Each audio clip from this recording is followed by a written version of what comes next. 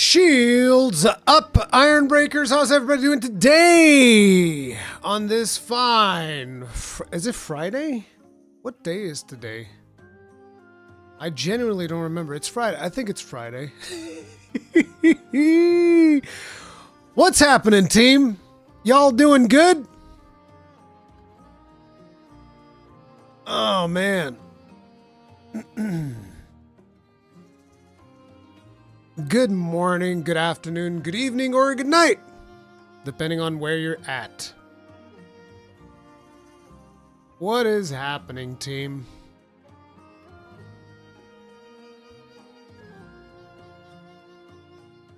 Today, what I have for you is another episode of The Khan's Anvil. As per usual, we're going to start things off with... Hey, what the hell? Oh, there it is. Going to start things off with another edition of shoutouts. Pascal Calais, thank you very much for being Russell Godessa for 18 months. As a long beard, you Giga Chad. Tip of the hat, appreciate the support. Then we have the Thane shoutouts. Slam Iron, Dan Pribernow, you Jenny, Colin LaShure, Cromag, and Rotzerschief or Luis. Thank you very much for being grossly incandescent as Thanes! You absolute Giga Chads. Tip of the hat. Appreciate the support. Thank you. Thank you very much. How's everybody doing?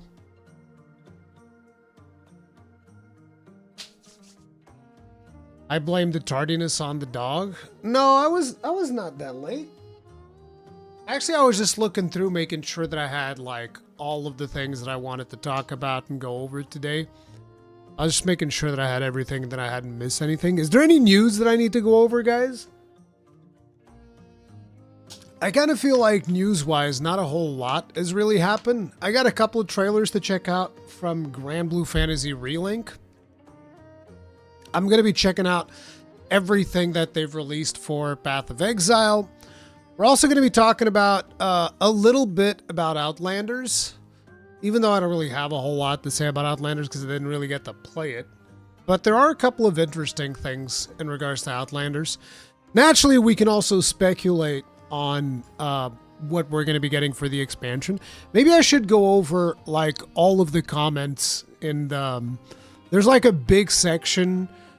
a big post that I put up where people talk about what they want for the Wilds expansion. It's actually pretty good. They're like some of those things. Watch the Bastard Stories 3 waifu video. Why is the video a bastard? Why is your video a bastard, Ark? What?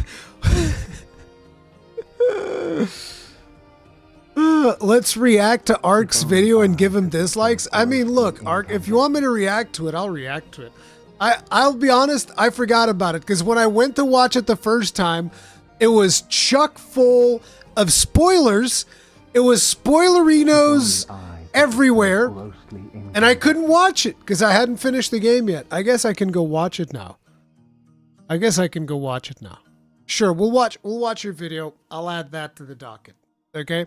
We'll watch your video, Arc.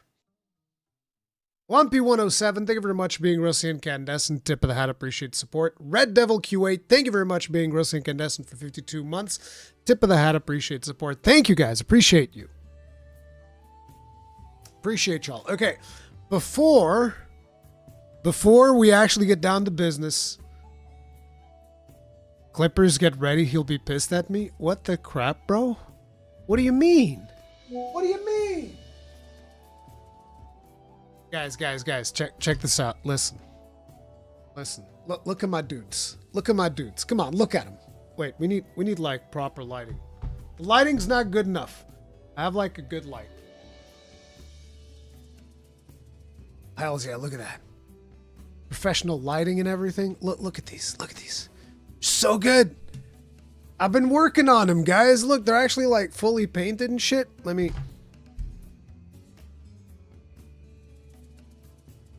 They're not squats. These are Navy breachers, bro. They're the Emperor's Navy.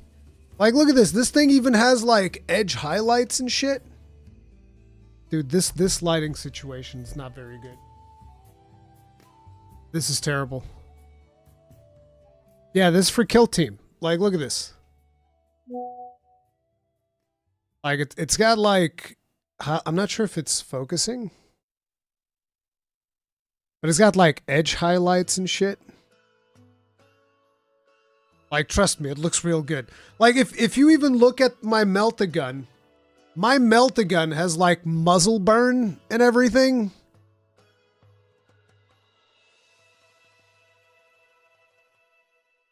This webcam sucks for this. Yeah, it's got like muzzle burn. I'm still working on the plasma. I suck at making shiny plasmas.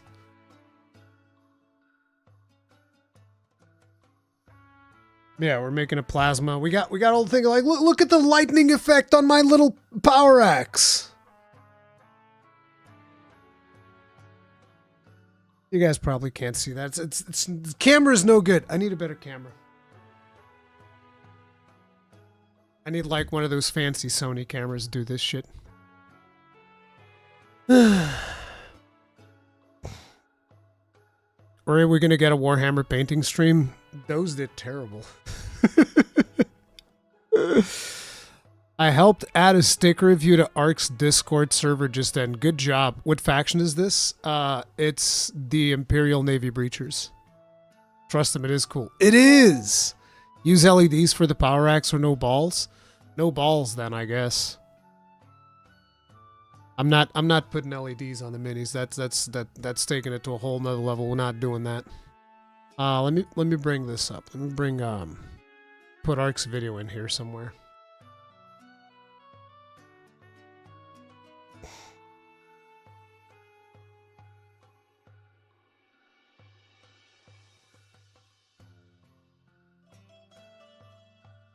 Dude, this is a long one too. It's a 19-minute video. That's crazy. Yo, that's crazy. Heroes.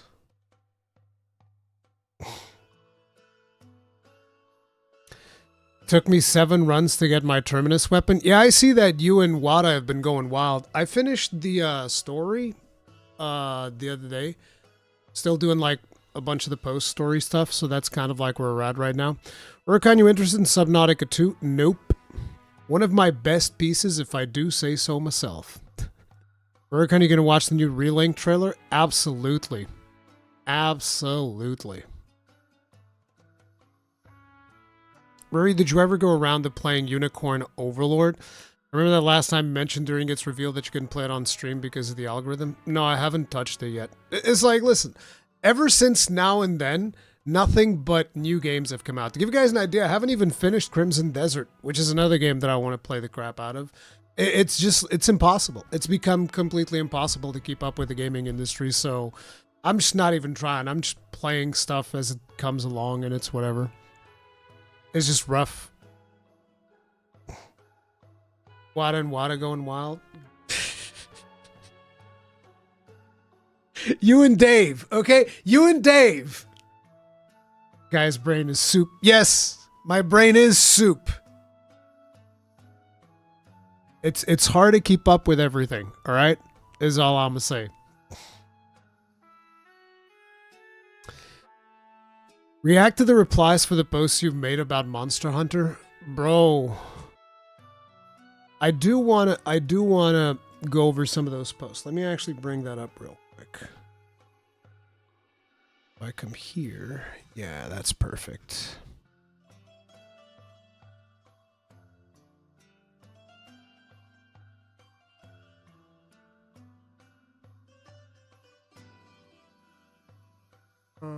This one. So these are some of the posts that I've been doing just because I've been trying to like get people's opinions and stuff. So I'm gonna go through all the polls real quick so that you guys are aware of what's been going down. And by the way, if you are not getting these in your feed, the reasoning is because you're not subscribed with bell notification icon, all of that stuff. YouTube demands that I request everybody to be subscribed and do all the things and shenanigans.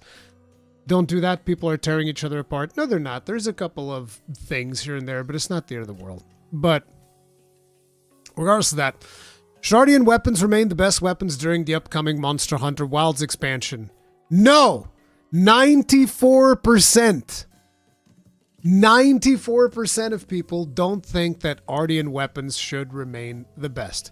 This is a good thing. I see this as an absolute win, because I also don't think that Ardian weapons should remain the best.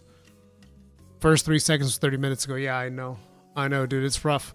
But yeah, I don't think that Ardian weapons should remain the best weapons during the Wilds expansion. I want more focus on the weapon tree. I think most of us want more focus on the weapon tree. So, you know, it is what it is. I also did this poll on Twitter. It's pretty much the same result. So it's not really... something that, you know, I don't think there's a lot of division in the community in regards to this. Sure, there's a couple of people that prefer Ardian weapons, but yeah, most of the people don't want. The polls are really good. Good to be asking these questions. Yeah, because the team actually checks online for like what is the overall sentiment. That doesn't mean that they follow it to the letter. They're still gonna have like their own opinions on stuff, and they're gonna create the stuff that they want to create. But I think it's good for them to be informed of where the community is at. That's kind of like the whole point. I use a YouTube Edge extension that removes all the bullshit, shows me my subscription feeds as a homepage, and never miss your stuff. Good. Hey, Yonko Kills Aloha. What's up? But yeah. So that's one of them. Then the other one. What are your thoughts on negative skills in Monster Hunter? Should they return? This one was a lot more divided than I expected. I thought more people would want negative skills, but at the same time, I also expected that not to be the case, considering the amount of pushback that I always got from my thoughts on the Fatalis set, which, as you guys know, I was never like the biggest fan of the Fatalis set due to the fact that it's one set to rule them all, because it just made every other set obsolete. But yeah. We're looking at 53% for yes and 47% for no. And I think it's around the same when it comes to Twitter. But yeah, I'm going to be making a video talking about this a little bit further. But yeah. We'll be checking out Honor of Kings World. I wanted to check out that game when I went to Gamescom. I wasn't able to. I don't know if I will. It's a gacha, right? So, I don't know. But yeah, that's another one. Then we have, what is your most requested feature for Monster Hunter Wilds expansion? We're going to be going over this one. There's 400 comments in there. Jesus. Would you like to see Friendly Fire player launching return? 75%? Yes! Let's go, baby. It's time to bring Friendly Fire back. We're bringing it back. We're going to make it happen, team. We're going to bring it back. We're going to bring Friendly Fire back. We're going to bring launching back, okay? All of us, collectively, we're going to bring this back. But, yeah, it's funny seeing this. Ready's this Hammer. Yeah, I've been playing Hammer as well, actually. Thought I was voting for Longsword or Hammer. Dude, read the thing. Yeah, the Friendly Fire change was weird. Where do you land on the focus system? 75% of people like the focus system. 25% of people don't like the focus system. This one's a little bit more interesting, because I think that the focus system is interesting, but at the same time, it reduces the animation commitment, which I don't necessarily think it's a good thing.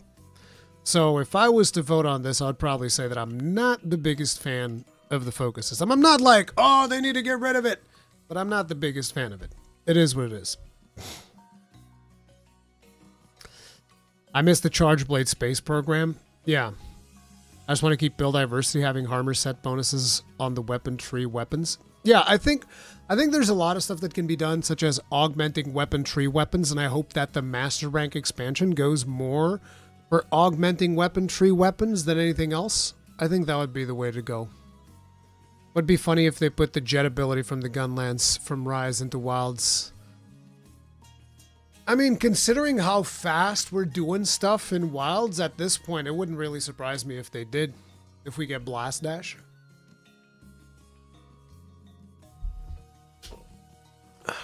Shields up, Borkevo. Get launched in Gog's Crash Blast. Bro, I got launched into Fatalis' Flame Breath, okay? By one of you. One of you launched me into Fatalis' Flame Breath.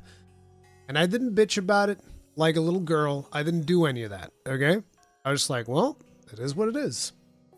You get launched, it's funny, we all laugh about it, and we move on. I think it's funny as hell. I want AA Flare back for Gunlance. AA Flare is one of my favorite skills. AA Flare might be a little bit too flashy for Wilds. Infinite Blast Dash? That's crazy. Someone else said they could keep the focus system but remove the wound system since that's the most unbalanced part of it, and I think that's a good compromise. I don't know. I wouldn't say that focus strike is the biggest problem. I would actually say that being able to do a 180 on a true charge slash is maybe one of the bigger problems, but I know that that one's going to be a little bit controversial. And that's not the only one. But the problem is that the game is built with focus system in mind. So there are certain moves in the game that straight up do not work without focus system. Like anybody who thinks that, no, you can just turn it off, never use it. Okay, try playing full burst Gunlance. Good luck. Not full burst, full Wyvern Stake Blast, whatever. Wyvern Stake Blast Gunlance. Good luck with that. You're going to be missing like 90% of the hits because when you start doing the like your character is just like going all over the place. If you don't use focus during that move, it's pretty much impossible to keep that move steady facing the monster. I would imagine there are other weapons that suffer from that, like Insect Glaive, damn near unplayable without focus system. So yeah. Playing Monster Hunter World after Wild, it's hard to lose the muscle memory of the focus system. I mean, it's just the same thing that we had back when we went from Rise back to World, and you just start doing the wirefall. You try doing wirefall every time you get hit. It is what it is. Insect Glaive, if you want the extra damage. It's not just about extra damage. There's more. I mean, a big chunk of it is extra damage, yes, but it's not just the extra damage. I've seen some people claiming Wild's performance has gotten worse again. Would you say that's true? I haven't experienced anything in regards to performance getting worse. I've heard something about some bug on the 6000, on the Radeon 6000 GPUs, but I haven't really tested it on the 6900 XT. I actually haven't turned that computer on for the longest time because I just haven't been using it.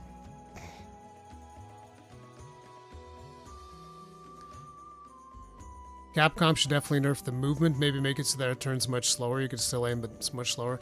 It's just weird that most of the weapons that I play, at least, you always just straight up benefit from being in focus mode.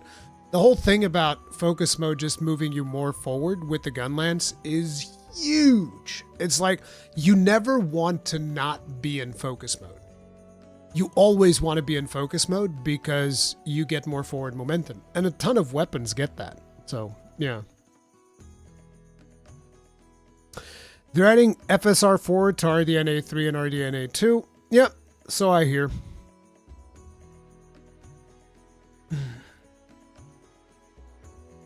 It just becomes always toggle it on. Yeah, pretty much for most weapons. Debating True Charge Slash. Is it that different making 180 True Charge Slash than 90 degrees True Charge Slash with spread shot skip effective wise? I'm not saying that the other one was good either, but 90 degrees of turning is less than 180 degrees of turning. But still, neither of them is particularly good, in my opinion. I think it's very important. I think that Monster Hunter, for me, is a series that always rewarded positioning and preparation. And right now it's become a lot more reactionary rather than positioning. And again, This is one of those things that whenever I talk about this, it always gets me into trouble because some people just get really, really upset over me just speaking about it. But the reality is I still prefer positioning and preparation. That's like one of my favorite things about Monster Hunter. I also like the more reactionary, fast-paced stuff. I like it. I think it's fun. But right now, considering that we've had like 2 back-to-back games of just being hyper twitch reflexes, yada, yada, yada, I really, really begin to miss the older style of more positioning, more preparation, and slower pace.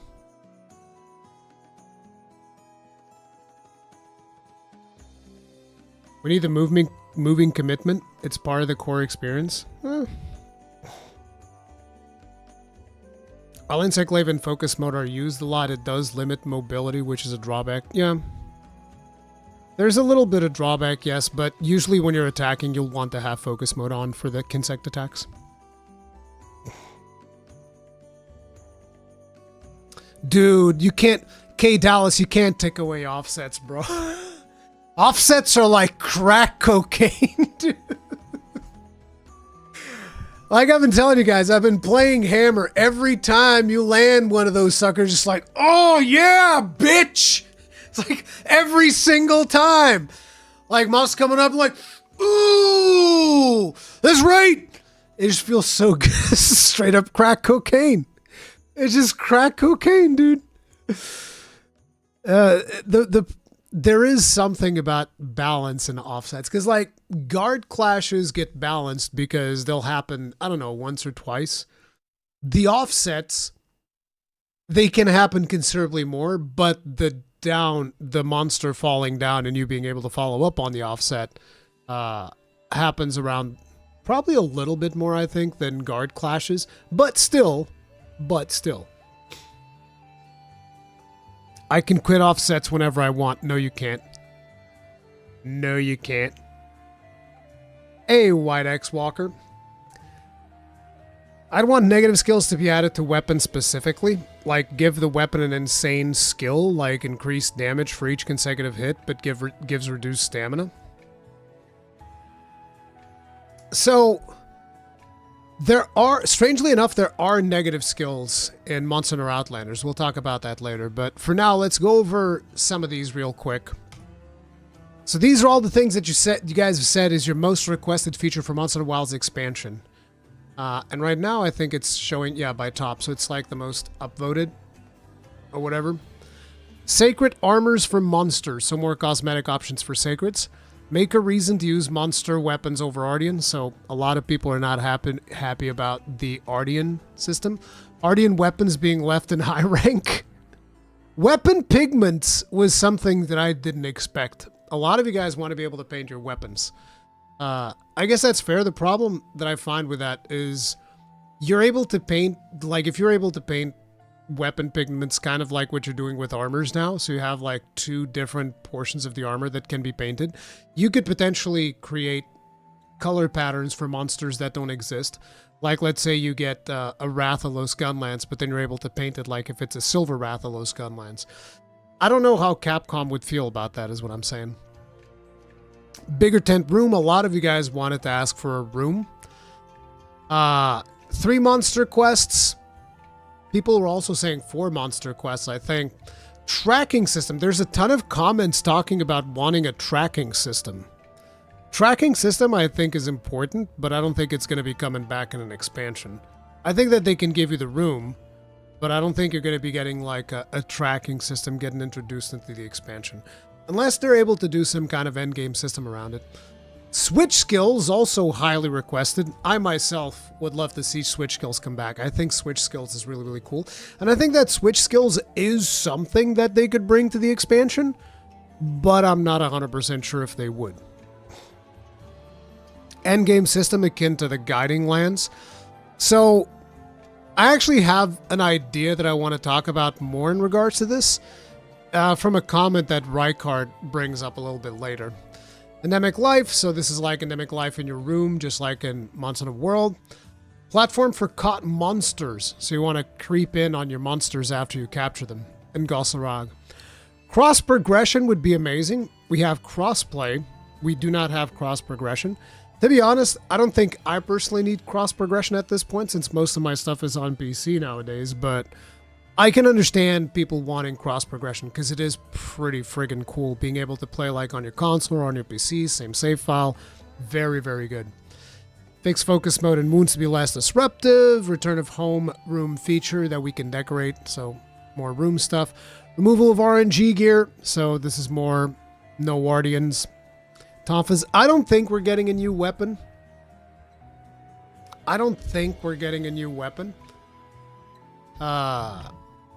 Because usually getting a new weapon will be like on a brand new game rather than on an expansion, but who knows?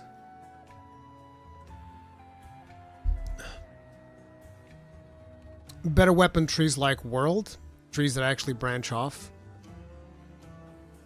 Not 100% sure what this one means. The tree is not... Is the tree really that different? I don't think it's that different. But the weapons actually mattering at the end game, that part's important. Moving Guardian Dogma system. We have a Mizu that's partially Soul Seer and Wild. Some Frenzied Monsters that's very weak. Frenzied Monsters, another like very unexplored... Not unexplored, but like very underused mechanic in Monster Hunter Wilds. They die so fast. I'm still curious what their plan is for Frenzy Monsters with the expansion. Could be something that they expand on the expansion, maybe. Switch skills, room customization, a certain owl monster. Yes, please. No! No! No! No! No! No Malfestio! This better be the last time I have to bring this shit up. No Malfestio, absolutely never again. I am not suffering through that garbage, that blue poop owl looking creature. We're not doing this, okay? We are not doing this. Hot take, I fucking hate Malfestio. That is not a hot take, sir. I stand for people that hate Malfestio, okay? You have an ally in me. Malfestio can go the way of the dodo. Never come back again. Malfestio was great. Malfestio was terrible. Based Malfestio enjoyers. Based Malfestio getting banned. About to ban everybody in here that starts talking good about Malfestio. Starting with you. Keep it up. Try me. We need a flock of Malfestios. Wada's going first. Why no Malfestio? He's fun. He is not fun. I hate monsters that fuck with my controls. Okay? I don't like that. I do not like that. Sorry about the WhatsApp. Let me close WhatsApp here. We're still going to get one more notification.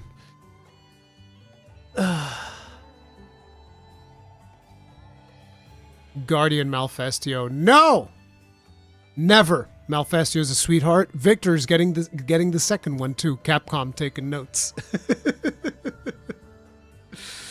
I'm not trolling this the first time hearing about him. Never hunted him. What happens? What happens with Malfestio? Malfestio has an ailment he puts on you that reverses your controls, and I don't like that. That pisses me off because what happens is, for me, because I'm a hoarder, so I don't want to waste the, what is it? It's a bitter bug, right?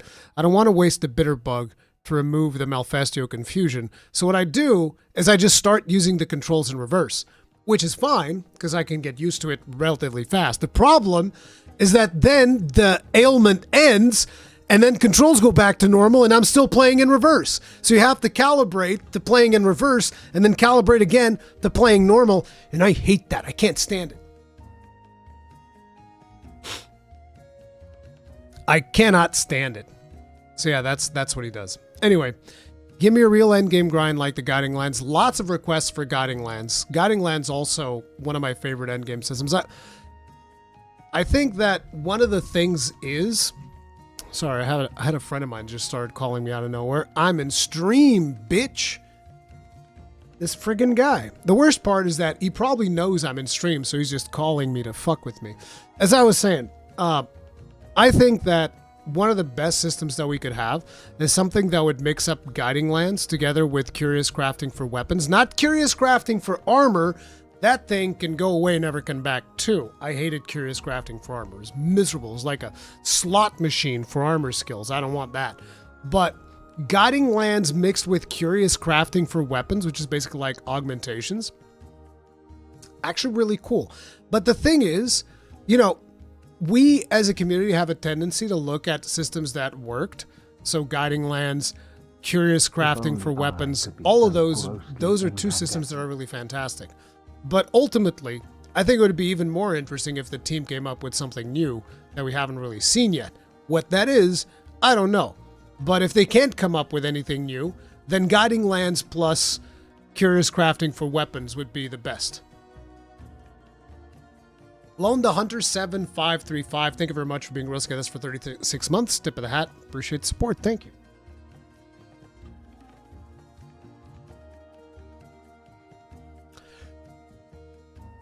More than one location to hunt, more than one new location to hunt monsters. Yeah, usually with expansions we only get one new location. Would be good to get more than one, or to get something akin to the Guiding Lands, because then you have one location, but it's pretty massive. Switch skill type, weapon customization. I'll take almost anything over the current charge style insect glaive. Switch skills again. Cat chef. Lots of nostalgia for good old Meowster chef. Monster numbers almost on par with you. Never gonna happen. Like, brother, never gonna happen. This is just completely unreasonable. Would be great to have monster numbers on par with GU, but the reality is the geometry of monsters, the AI of monsters, and just, you know, everything in regards to what monsters look like and how they behave in terms of Generations Ultimate is incredibly simplistic if you compare it to what monsters look like and how they behave in Monster Hunter Wilds. Doing a roster of 90 monsters for the expansion of Monster Hunter Wilds, I think is completely unfeasible with the level of visual fidelity that we have right now and all of that good stuff. Guiding Lands-esque area. So again, Guiding Lands. Obscure one, rainbow pigments that shift between the colors in the old gen of games. This is one of the reasons why I told people in my recent Monster Hunter video that they should consider completing all of their optional side quests. They might still add the rainbow pigment. We don't actually know. Layered Kinsects. A fun experience. Okay, I guess bro didn't like Wilds. Savage Omega like difficulty and You're getting banned, motherfucker. Hide user from channel. You're gone! That's what you get! Talking about Malfestio in my channel. Bullshit. If a monster has multiple elements, we'd be able to change their weapon elements between those elements, like Wrath and Rathalos, Fire and Venom. That could be interesting. Being able to craft, depending on the monster, craft weapons of different elements. Return of multi-monster hunting, so more people want multiple monster quests. An arena where you fight increasingly powerful random monsters, sort of boss rush. And throw Ardean Gogmazios weapon feature out the window. Switch skills, hit stop. We have good hit stop. Crit draw skill fixed, rainbow pigment. Switch skills, as you can see, lots of mention of switch skills. Saren wants to be able to make his hunt slay only, no more capturing. Exactly. I agree. I support this. No capturing of monsters. We don't do torturing here, we just do killing. No more gacha rolls. I want a system similar to Deviants. Deviants would be kind of cool.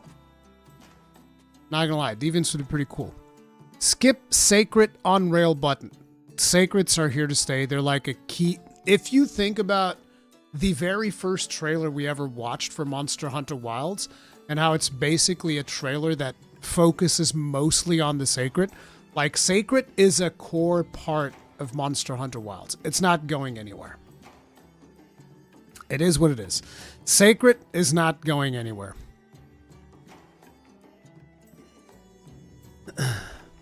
Switch skills because I like personalized weapon moveset. Palico specialize. I think Palico specializations might be something that we still get.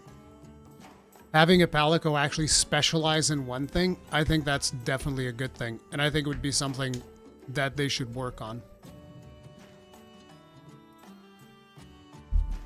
White Fatalis and new weapon moves. Could also be considered switch skills. Switch skills would add new weapon moves. Encountering random people who venture out into the open areas, assuming this will stay a thing.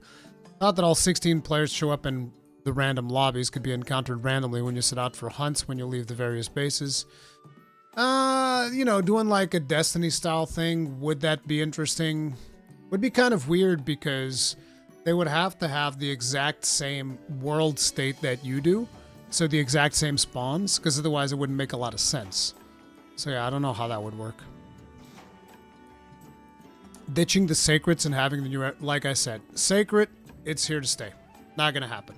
Random invasive monsters, the old world explorer mode from World, getting rewards for slaying and capture monsters in the chest after free exploration. I think he's talking about guiding lands.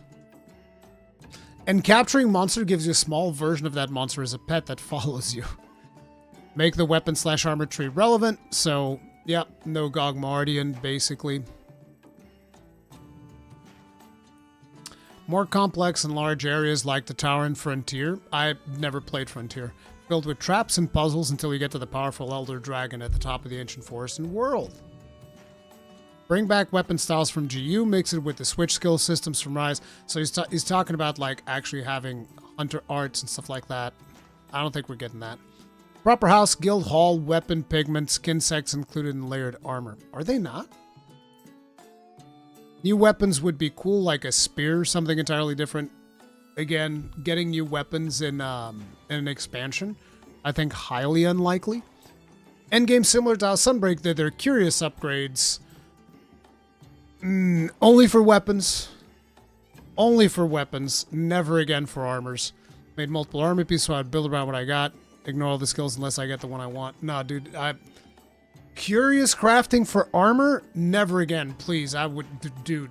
That was literally the worst thing about Monster Hunter Rise Sunbreak, was curious crafting for armor. It was literally the worst thing that game had for me. Absolutely hated it. Never want to see a system like that come back ever again. Like, imagine Gogmardian, except a million times worse, and that's curious crafting for armor.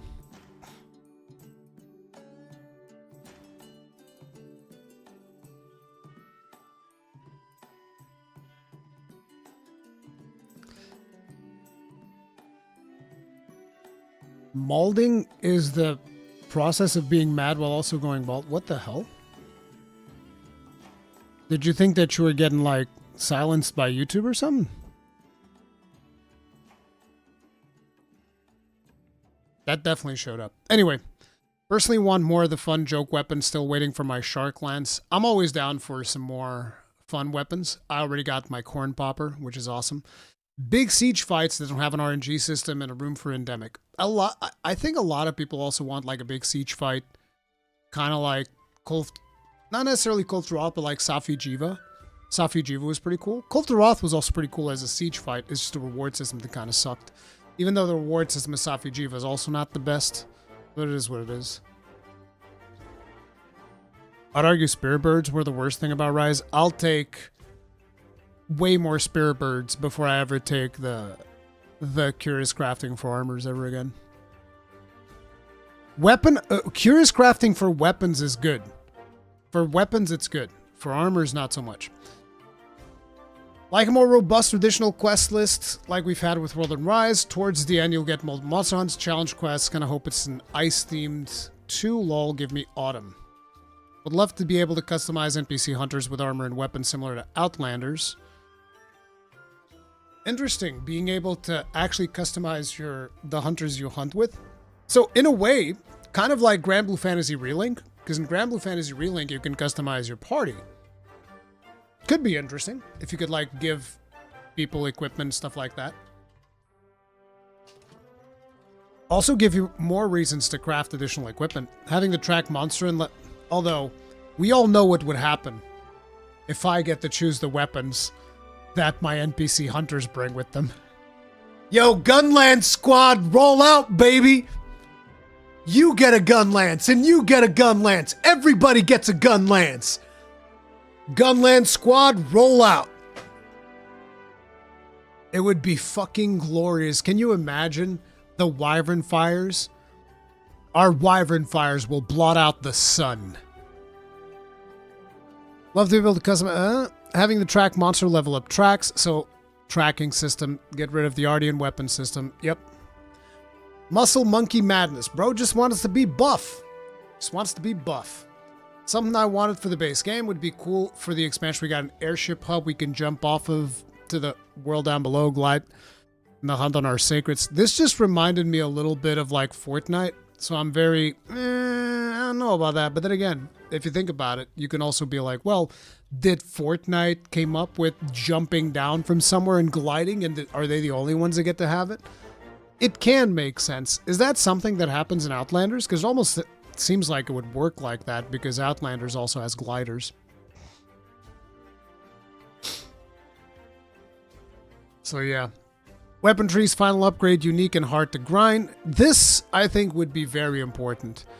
Actually make it so that it's hard to make the final upgrade of the weapon, because that way you can have that actually be meaningful. You know? You can even do something like Rise did, where as the title updates were getting introduced, the tree started moving and you could upgrade more weapons. Like that was also cool. I prefer that over Ardian. 100%. Side quests that unlock new moves for weapons, so switch skills. Focus attacks only work on fatigued monsters, but always down them. This could be a way of balancing wound popping. Like, you can only do focus attacks when the monster is fatigued.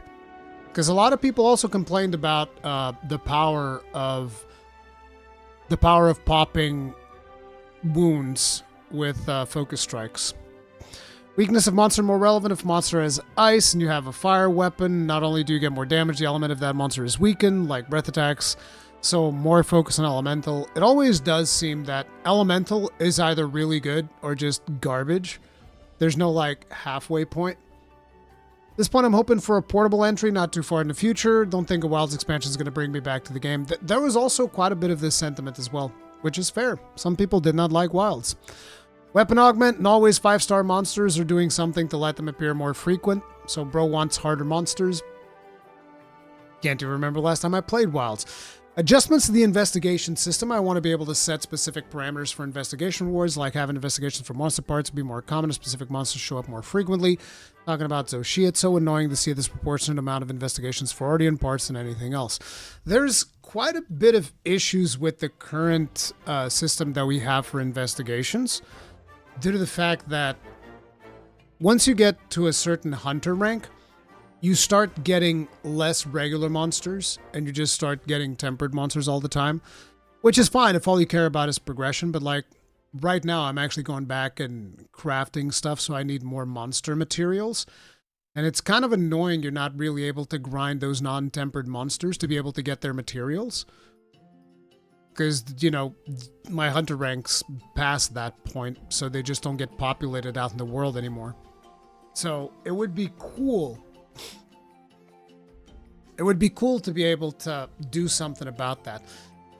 And there's also another thing, which is I wish that for the expansion, they would actually focus more on having you live off the land, kind of like the way that I played the first playthrough on stream, if you guys remember. We did the thing where basically I could only do optional quests once for the completionism bit. I was not allowed to do optional quests unless the monster was in the map. So actually only being able to hunt what is on the map at any given time was really satisfying. I thought that was pretty cool. This is something that usually people tell me like, oh, you would love Monster Hunter DOS. Probably would. I probably would, but there's no easy way of playing that without going to like emulation and stuff like that. So I'm probably not going to go back and play that. Ruri, did you see the new gift system YouTube added recently? No, the only things I see from YouTube is usually bad news. It's YouTube telling me that like my whole channel is dying every 5 minutes, and then making posts on social media about how I need to hook people within the first 3 seconds of the video, otherwise everything's gone. That's not even to mention that every video nowadays is just one fucking thumbnail. That's what the video is. You should spend like 90% of the effort that you put into making a video should not be spent on the content itself. It should be spent on making a thumbnail and a title.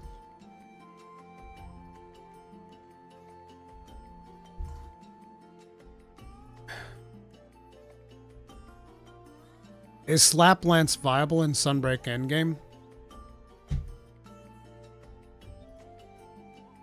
Maybe?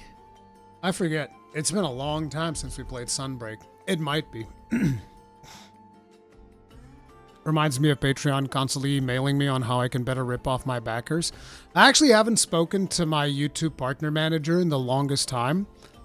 They keep emailing me about like, oh, we need to do a meeting, gotta explore trends and stuff. And I already know what most YouTube partner meetings are. It's basically them trying to get me to, you need to tell people to become members. Tell people to use the super chat system. It's like, so you just want me to extract more money out of people. That's really all this is about, right? It's like, I'm trying to figure out how to get my videos actually seen by people that might potentially be interested in them. And it's like, no, you don't understand. You need to get more money from people. That's what you need to do. And it's like, all right, thanks. It's incredibly useful. Anyway, friendly fire and hammer up, swing attack. We already talked about that. Augmented monster hunter weapons, so that actual monster weapons are viable. So this is again for the weapon tree. Something like guiding lens would be fun. Yep, guiding lens. Make my equipment box look like Rise Armor crafting screen. I can see a full set instead of having to dig through. This is a very good point. I usually go to the blacksmith when I'm making a mixed set, because trying to make mixed sets from your item box is miserable. I don't know why they went back on this. Like, Rise and Sunbreak was way better. Hope one day they'll bring Hunter Arts to the new world. And when I was learning about the old world through GU, I really love the Hunter Arts. I don't think that's happening. Only I could be so grossly incandescent. Rykard, thank you very much for being grossly incandescent for 28 months. Tip of the hat, appreciate the support. Thank you. They should have gone harder on the guiding land structure for wilds areas. Search build for specific hunts more. Thanks, Ruri, for 28. No, thank you, dude. I read your comment yesterday, Rykard, the one that you put in here. Gave me an idea for a video that I want to make as well. What I would love is a guiding lands expanded. If you hunt around, you could craft everything you need. Keep hunting without having to leave. The guiding lands allowed for most of this. But take it further so we can stay out in the hunt indefinitely, even including foraging. To maybe level the lands up. Maybe. Multi-monster weapons for endgame from Eugenie, where newly added Rajangs and Ogres and Fatalis could be added to the game without making the existing weapon trees obsolete, but instead add a variant to several, if not all, of the core monster branches. So you're talking about the thing that we used to have with the bits on sticks? Because, like, we used to be able to do some of this stuff. We used to be able to do some of this stuff with World and Iceborne. You'd be able to, like, mix and match certain pieces.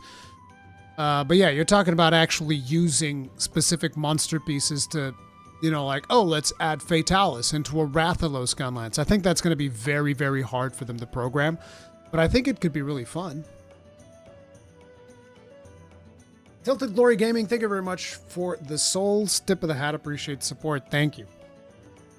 Super Chat, you say, anyways, do you think they should redo blocking to make it more rewarding than dodging for shield weapons? I feel shielding weapons always want to block. I don't know. I feel like blocking is not that bad this time around. Blocking in Sunbreak was miserable. Blocking in Sunbreak was absolutely atrocious. Like, a lot of the times, funnily enough, there were actually a lot of attacks that you could survive by getting hit in the face, but at the same time, you would not survive if you would try blocking that same attack, which is really, really weird. But I think that blocking is not that bad in Wilds. They've actually improved it quite a bit. Portable jukebox, so I can listen to old gen music in a modern game. White Fatalis and a souped up Rajang make him a silverback. More pack / group monster with alpha. Yeah, the herd mechanics were not really that utilized throughout the whole game. They could have done more herd monsters, absolutely. Palamutes, very unlikely. Any form of customizable moveset skill similar to styles in GU. Guiding Lands was a genuinely great endgame system, a little heavy on the grinding, but the idea was sound. Personal home base, more similar to World, new weapon type, and getting drunk at the Gathering Hub. Rage Slash. If they do expand on the Guardian system or something similar, that it happens to be a major update, half the fun of building sets, adapting to the weapons now when just standard across the board kind of takes the experience out of unlocking a new monster weapon. I still think that Guardian weapons should just not be the top dogs, and that's that. One new weapons, it's more of a new game thing instead of an update, so I'd say guild quest like in 4U when you could create your very own randomly generated environments with monsters, weather effects too. Also like it if we could build an alliance with a monster and have it randomly appear on hunts to help us fight our target monster. I personally would not want that. I don't want Wyvern riding back. Wyvern riding was fun for Rise. That was it. I don't really want to see it in other games. Negative skills and of course a home room. Home rooms again, something very requested. Weapon special effects, big collaborations. Witcher collab. Witcher collab was really cool. Want a crazy big collab like Godzilla or A Quiet Place? If not these, I would like Big Sieges to come back. Big Sieges being brought up again. Celiana theme. Best theme. Best theme ever. Celiana theme is fantastic. Main hub. The hubs carry all the other... I mean, we have a main hub. It's the Grand Hub. Wilds is no identity? What? We have the Grand Hub. What do you mean? Intruder monster, new one, maybe old one. They need to create the fear factors during hunts. I do agree that we need it so that when monsters show up, because usually in the old games, a monster would show up, you're like, fuck. Hell, in a lot of ways, even in base world, like Basilgoose would show up, you're like, oh shit, this is a problem. In the beginning, at least. Then later, it just became kind of like a positive thing. But I do feel like they need to straddle that line where, sure, we can have, I forget what they call them. Like whenever monsters fight each other, whatever. You guys know what I'm talking about. You can still have those, but I want us to be scared when there's two of the same monster in the same map. I like that. I like that a lot.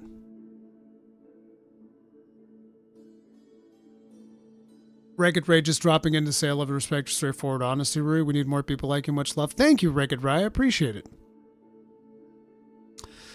I like the sentiment of a hunter home. Place to decorate, restyle like an Iceborne, setting up the pets in there. Yep, more hunter homes. Couple that with a kitchen where you could develop custom recipes for unique bonuses. I like the canteen. If anything, I'm not the biggest fan of the canteen in the Grand Hub because it's getting door dashed. I would rather be in the place where they're preparing the food. Weapon moveset alterations, switch skills, dedicated room. Again, room and switch skills has to be the two most requested things throughout this thread. Moving the autopilot feature, never going to happen. Okay, sacreds are here to stay. I've said it a million times, sacreds are here to stay. It is what it is. They're not going anywhere.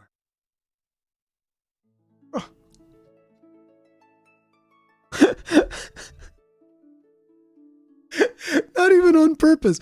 We were talking about the YouTube partner thing, and I receive an email from my partner manager saying, would you give feedback on your experience with the YouTube partner program? You can't make this shit up. The AI is listening. Oh, you guys want to know something funny? You guys want to know something funny about the AIs? So there's now an AI on the creator dashboard on YouTube where you can kind of like get input from the AI, and the AI will tell like, oh, here's what people liked about the video, here's what they didn't like. So the AI goes and reads through the comments. So here's an interesting thing. The AI can't detect sarcasm. So you guys know how in that video I made that intro where I was like, we have to go super fast because of the 3 seconds thing, otherwise everything goes to crap.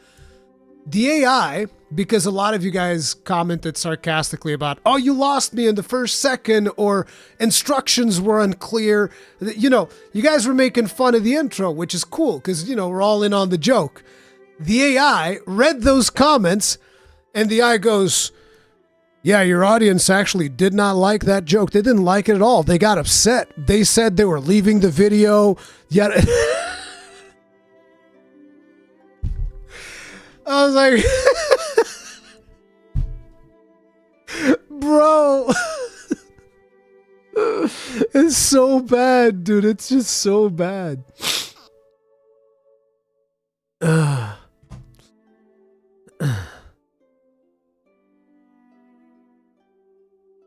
What's going on? Bring back Double Devil Joe quest. Yes. More con depth, some variant of switch skills, hut home, switch skills and hut home, dude. Similar to curio farming and Sunbreak, only for weapons. Not for armors. Fixed hunter room, more weapons, attacks, moves, more monster variety, monster hunter language. Remove the shield from the gunlance. Gunlance becomes spear with cannon. Hide user from channel. Gone. Imagine saying to remove the shield from the gunlance. What's wrong with you? Clutch Claw. Yeah, we need to get rid of this person too. Way more monsters. We have way too little in the base game. I feel like the base game roster is pretty good. Powder I mean, I always want more. I'll take more. Powder Vortex for Insect Glaive. Want to decorate my Poogie. That in a room to decorate. We need a room. Everybody wants a room. Small home for me. Better free meal skill. As supporter, it's hard to farm so much. Plan on bringing the Guiding Lands back. I wish the monster would be more diverse. A miracle, so my 2060 can play it. Damn. I was able to play the beta on the 2060. I'm thinking it's probably more of a processor thing, but I mean, the 2060 is also not going to be fantastic, no. Something similar to 4U with the styles probably means Generations Ultimate. The bird dying. Assuming they mean sacred. Not happening. Endemic life room. Endemic magnet spike. New weapon likely not happening. Bring back the Palamute. This might be something that happens. I mean, you have the sacred. Palamute would just kind of like be a skin on the sacred. Return of tracking. Like I said, a lot of people want to have tracking back. Expand the map so we can have different kinds of terrain. Oh yeah, it goes over a bunch of more stuff that can be added to the maps. I don't think they're making this extensive change. Switch skills, legit towns like we used to have. I mean, last time we had multiple villages, significantly well, no, I guess it would be Generations Ultimate. But I was going to say for Ultimate is the one that really feels like you're going out into the world and exploring different villages.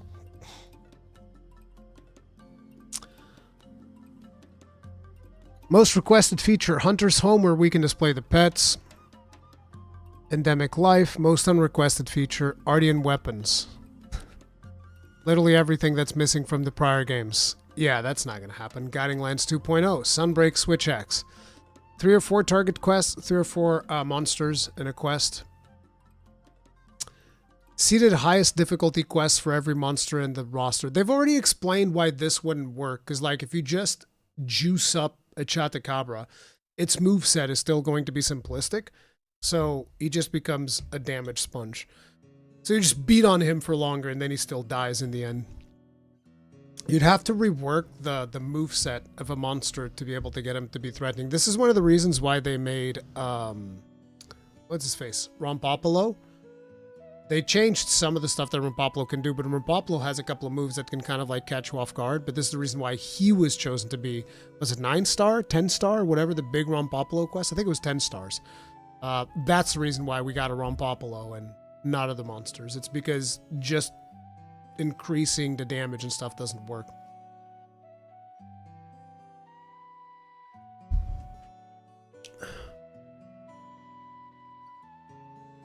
Proper performance. We all want better performance.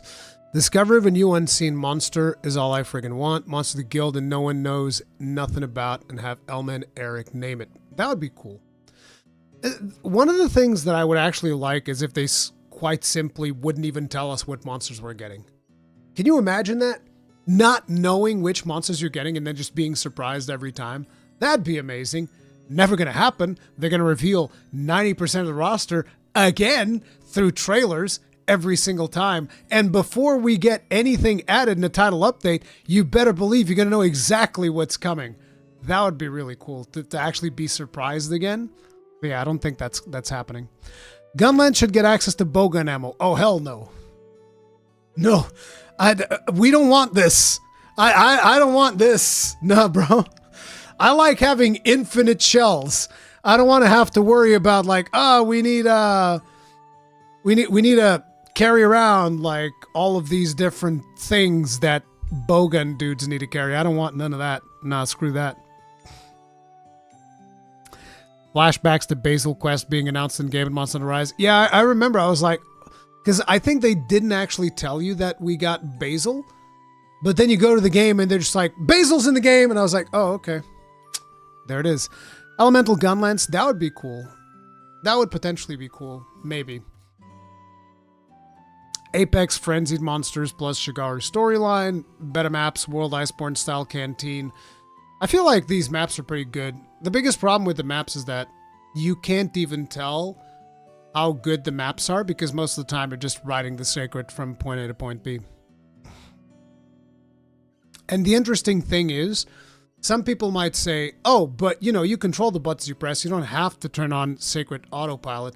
Well, let me tell you, I played the whole game without using Sacred Autopilot. It doesn't work properly. The game wasn't made to not use Sacred Autopilot because a lot of the Sacred only routes that you go through, which by the way, there are certain areas of the map for those that don't know, that if you're not on Sacred, you physically can't get there. But even if you are on Sacred and you're trying to manually control Sacred through those routes, it doesn't work properly. So a lot of times you'll just end up jumping off the route because of the way that stuff is layered. So what we ended up doing was closer to the end of the playthrough, whenever I would get on a Sacred only route, I would turn on autopilot to prevent me from falling off the route, because if you're piloting it manually, it doesn't work properly. It simply does not work. It does not work. The game was literally designed for Sacred Auto route. Sacred Armor for monsters and Sacred to do a special attack after a blue focus strike. Sacred attacking could be cool, but we're already overpowered with just the Palico, let alone adding the Sacred to that. Wound focus attacks to be executed more quickly without staggering, stunning monsters. I think this one's kind of like in the minorities there. Switch skills. Title updates don't completely power creep every other weapon in the game. A brilliant end game. Other than that, I'd be happy with anything. If they add underwater combat, I would buy. The game was the best feature stupidly removed instead of being improved.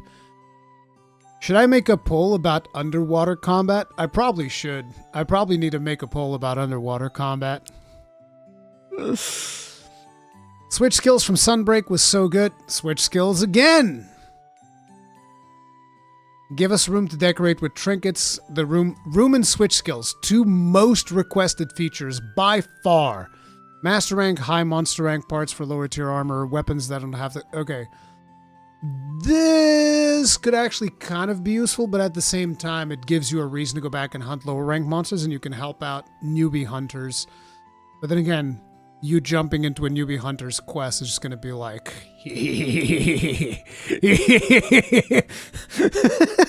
The monster's like, no!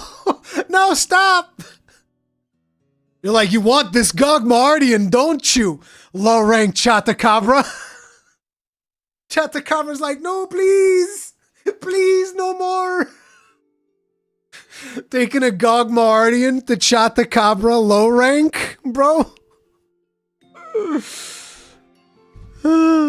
Give it a soul. I wouldn't say it's a feature, but I hope they continue to bring back monsters that haven't been seen in a while. I pray they'll bring back basic monsters that are in every game. They did a good job with this in the base game. Hope they can continue that in the expansion. Rainbow Pigment and new Cephalopod. I would like Kinsect Jelly and Ambrosia to come back. For those who don't know, this is the stuff that you would feed Kinsects, and it would make your Kinsect excel at different things, rather than you just being able to buy the Kinsect you want. The Kinsect would actually be attached to the insect glaive, and you could like potentially have 2 or 3 of the same insect glaive with different Kinsects for different playstyles, which was interesting, but it was also very easy to mess up without looking up online how to do it. It was very, very easy to just fuck it up and end up with a worthless Kinsect. So I do like the idea of nurturing the insects, but the system would have to be more, I hesitate to use the word streamlined, but at least more understandable in-game without requiring you to actually go and look up, you know, forums on GameFAQs and whatnot.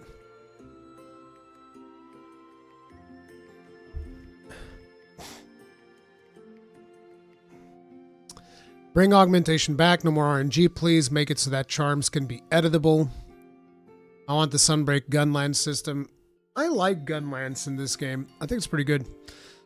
Although, I would like it if they balanced the shelling styles more. Which I kind of feel like they kind of did with GOG Mardian.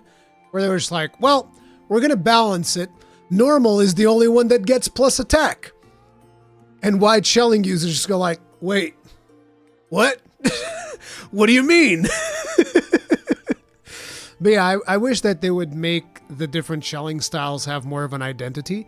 Rather than right now, what you have is you can kind of use normal shelling, but mostly you just want to use wide.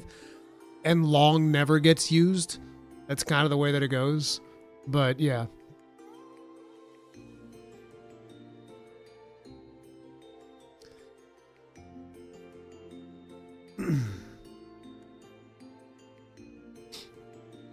Switch skills, moveset version, hunting styles. Option to change my character's physique in the tent. Stuck using a physique I don't like because I can't buy more edit vouchers.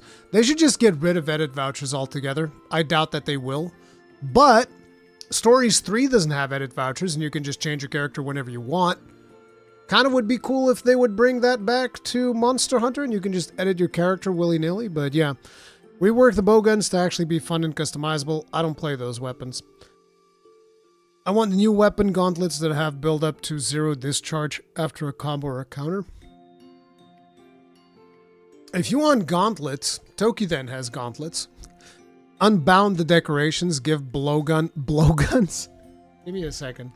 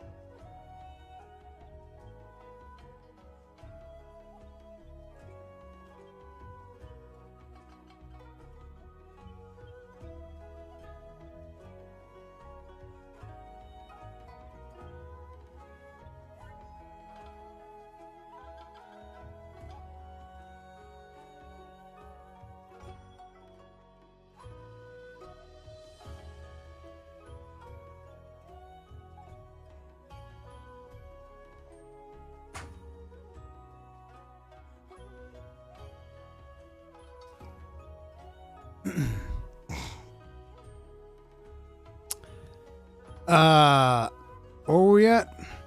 Blowguns. Yeah, unbounded decorations give blowguns. They're not. Launching hunters in the air with hammer and hunting horn again. Miss the old school shenanigans. 2 words. Third wyvern fire.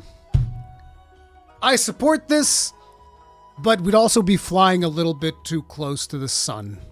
Little bit too close to the sun.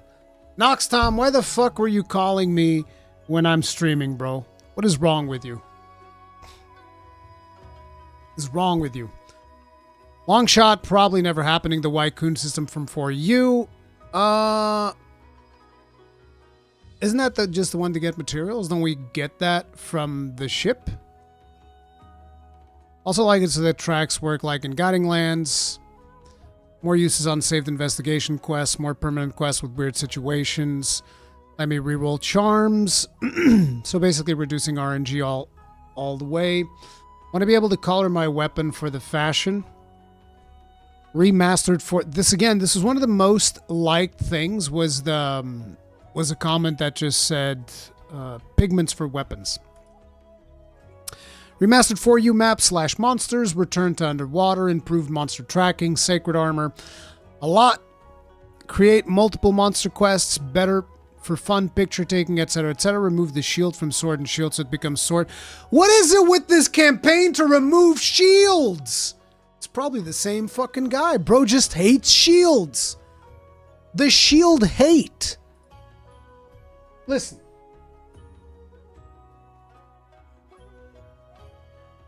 Look at this glorious shield, bro. How can you not like shields? Like, this thing is glorious. What is wrong with you? Look at that. It's just a dude with a shield and a shotgun. And he's going to shoot you in the face with Relentless.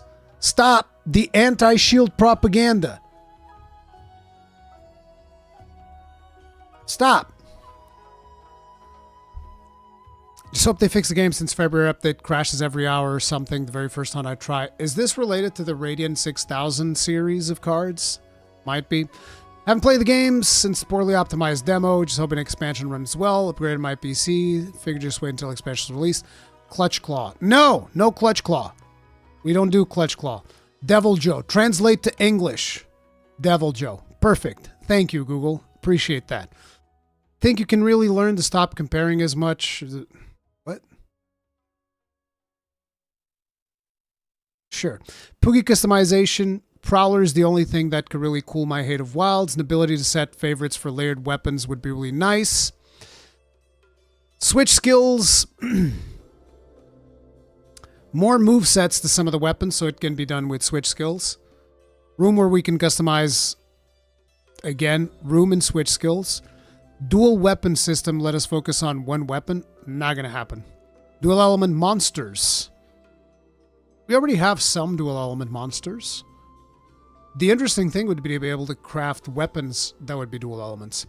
I want Ardian weapons to be replaced by the weapon tree again, so get rid of Ardians. We can already customize so much, let us call our weapon 2 weapon pigments. Wouldn't mind if the Elder Trio gets replaced by 3 new originals. Zinogre and Nargacuga 2. Damn. Give me a reason to play the game as intended, roaming around the open world.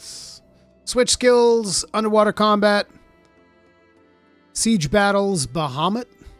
Damn. Last tier of weapons viable, so less Ardian shenanigans.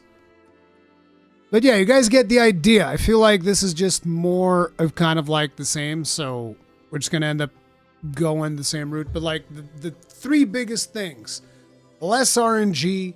I mean, the biggest thing is the room. Everybody wants the room. Second biggest thing, switch skills. Third biggest thing, less RNG. People do not want Ardian weapon RNG. And they want the weapon tree to be viable. But yeah. That's a lot of shenanigans. Let me go get my apple. I'll be right back. Give me a second.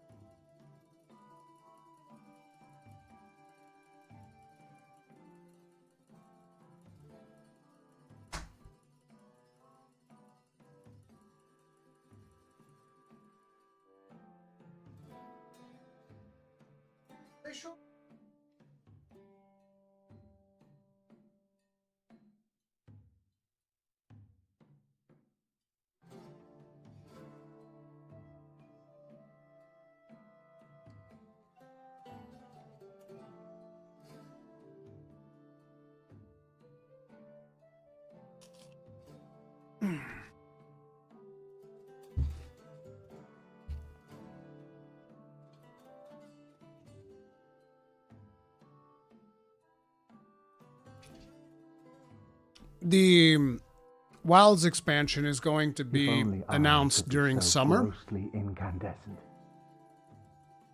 I think it might be released this year still. Not sure, but maybe. Zozo, thank you very much for being Russell Guys for 48 months. Tip of the hat, appreciate the support. Thank you.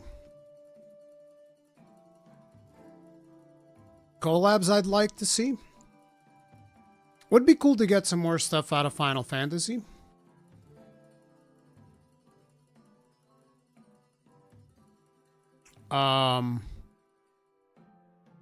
What else? Did we already get... We didn't get Devil May Cry yet, right? I don't remember anything from Devil May Cry, so that'd be cool.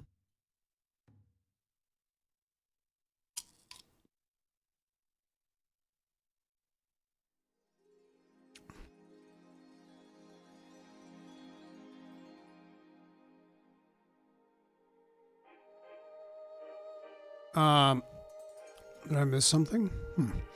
It might... I think it might come out this year, but at the same time, I'm not 100% sure.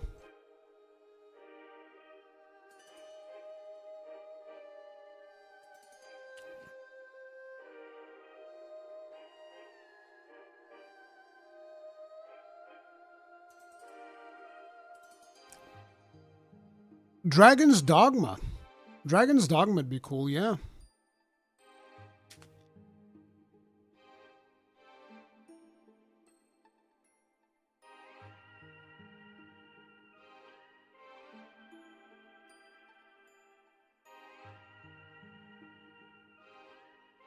What about Warhammer and you fight a Tyrannid?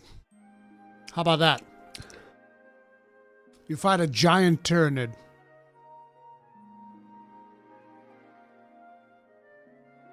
That'd be badass.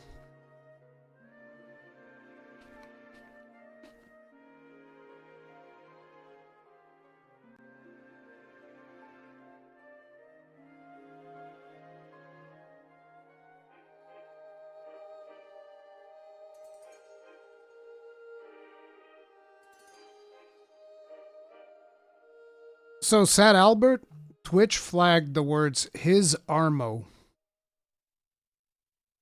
I'm not exactly sure what that means in different languages, but...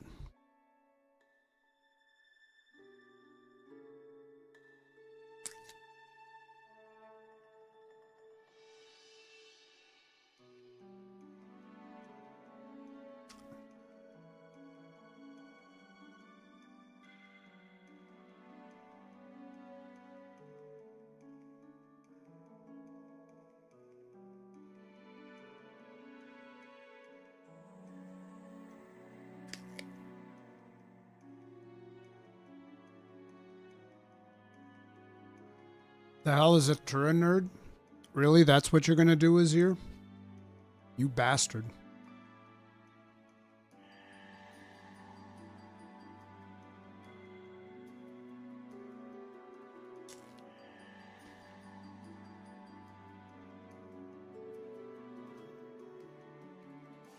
It is an apple.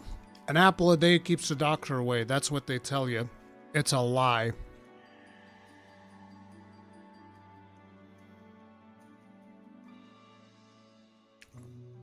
I was just looking at the corner of my eye. There's like a video from Skill Up talking about the Bungie thing. Man, Bungie's gonna continue to be a massive problem for PlayStation, huh?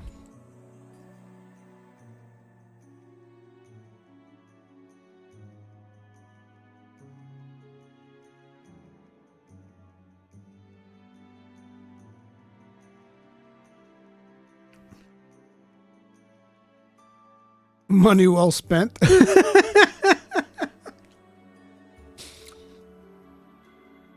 PlayStation made a nice bonfire with all that Bungie money. They set that bitch to flames.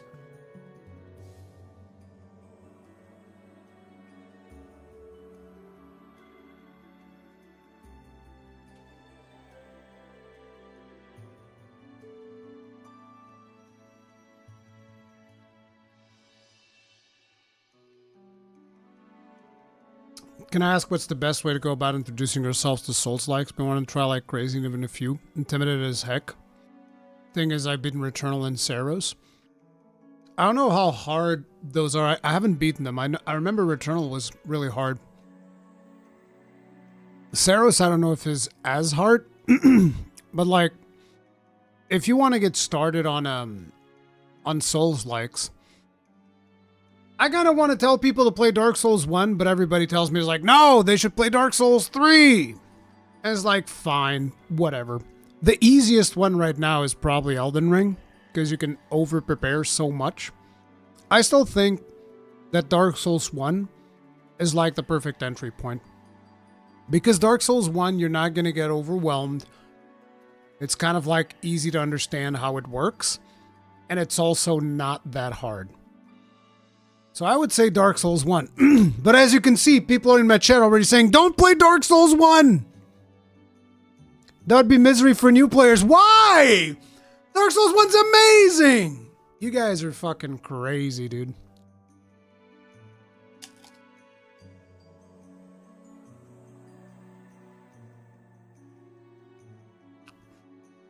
Dark Souls 1 is awesome.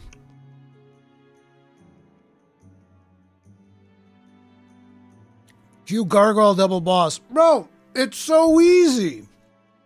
Just get Solaire. He'll fucking kill both of them. I definitely don't agree that Demon Souls is easier than Dark Souls 1. Fuck that shit, dude. Valley of Defilement can eat my entire ass, dude, with a spoon. A small spoon. Like, okay? Valley of Defilement can eat my whole ass with a spoon this big. Okay? That's what it can do. That's coffee, by the way. Before y'all get any funky ideas. Yes, we will be doing more Grand Blue content.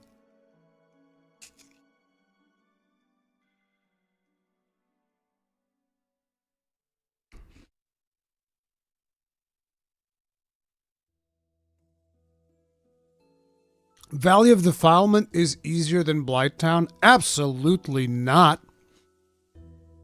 Absolutely not. You're crazy, Arseni. There is no way you're going to tell me Valley of Defilement's easier than Blighttown.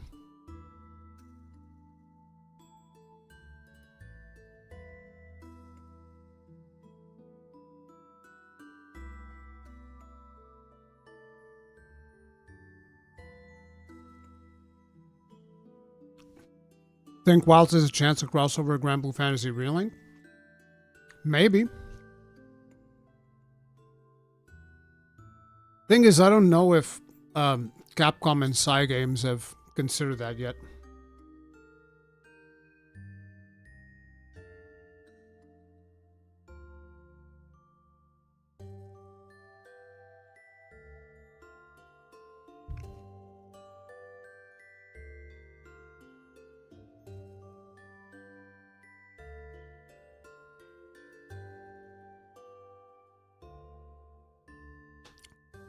Toxic dart shooters. You're coming in from the back. You're going to kill all of them. It's fine. Blighttown's easier. No.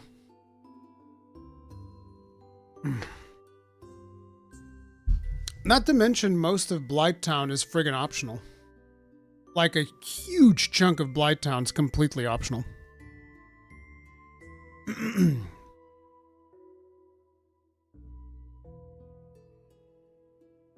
Okay, let's check out this video from Arknight. I'm gonna link it in chat. You guys need to be checking this out as well. This is the Monster Hunter 3 waifu video. Ark himself came in here and demanded that I watch this video. So we're gonna be checking it out. I started seeing this video once and I couldn't finish it because I hadn't finished the game yet, and every cutscene had spoilers in it. So fair warning, if you haven't finished Stories 3, there's a lot of like cutscenes from the later portion of the game in this video. So be aware of that. So let's check this out. Let me just pause this. Today's video is Oh, wait, it's a little bit low. Oh yeah. Today's video is sponsored by Heroes of History. More on that later. Shill. So, you are not gonna start the video? Oh, you think you slick. You voice actors have interrupted and stolen the intro every time I made one of these. I learned my lesson. Okay, go ahead. Nope, not gonna fall for it. I mean it! Just get us started, please. I'll be quiet. You promise? I promise. Okay. Hello there, and welcome to another fantastic video. No, Where today not we will again. talk about what Son of a Monster Hunter- That's what you get. That's what you get, Ark.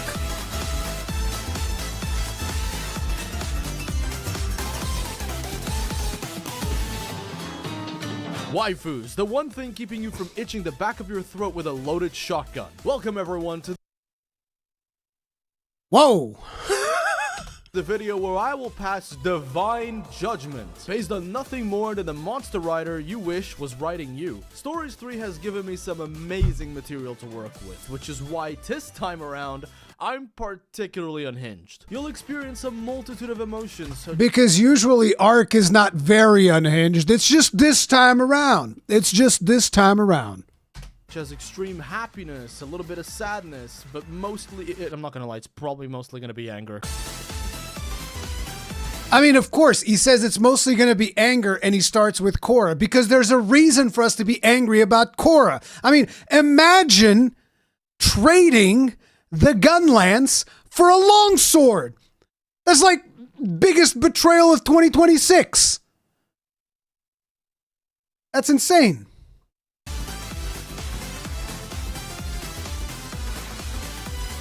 Korra speaks to a specific demographic of people who all share the same mental illness. This, of course, being playing the gun lance. You might be thinking that this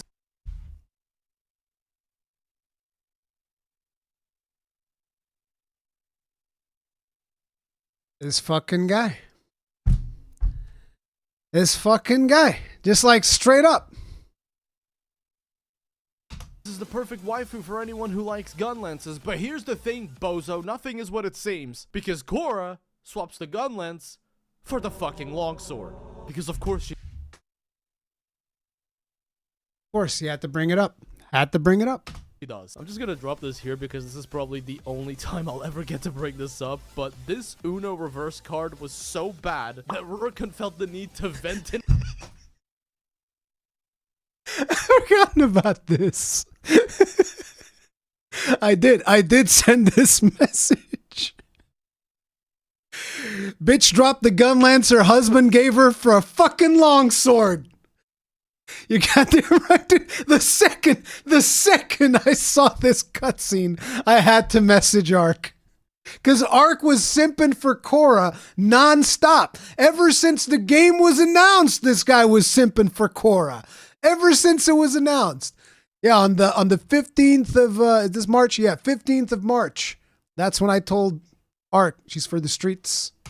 My DMs out of fucking nowhere. Korra, you've done irreparable damage to this man. I wish I was a fly on your wall because I just know that you were horny on main for Korra until she brought up her husband. At which point you probably thunder cunted your controller at the wall. But the worst thing is that I know that you cretins breathed a sigh of relief the moment she declared her husband was dead. You fuckers are so evil, so Like, here's the thing though, okay?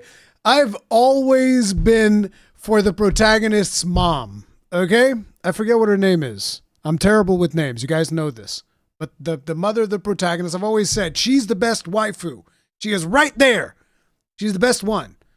So whenever Korra started telling me about her husband, I'm like, I'm sorry. Feels bad. Mostly I was sad because her husband was also the son of, why am I so bad with names, bro? I'm so bad with names. What's the old guy's name? Fuck! Ogden? Yes, Ogden. That's the one. It's Ogden's son. And I was sad because like, oh, Ogden's son died. That fucking sucks. Yeah, Queen Amara. She's the one. husband was dead. You fuckers are so evil, so astronomically down bad, that this woman just opened up about losing the love of her life and you bastards were happy. But wait, things get way worse, because not only do you meet her dead husband's mother, you also find out that Ogden is the dad. Yeah. You are so unbelievably rotten that you turn around to one of the homeboys in your crew and you go, "I'm so sorry about your son. Anyway, your daughter-in-law is hot as fuck." And as if that's not enough, her savior and best friend also goes missing.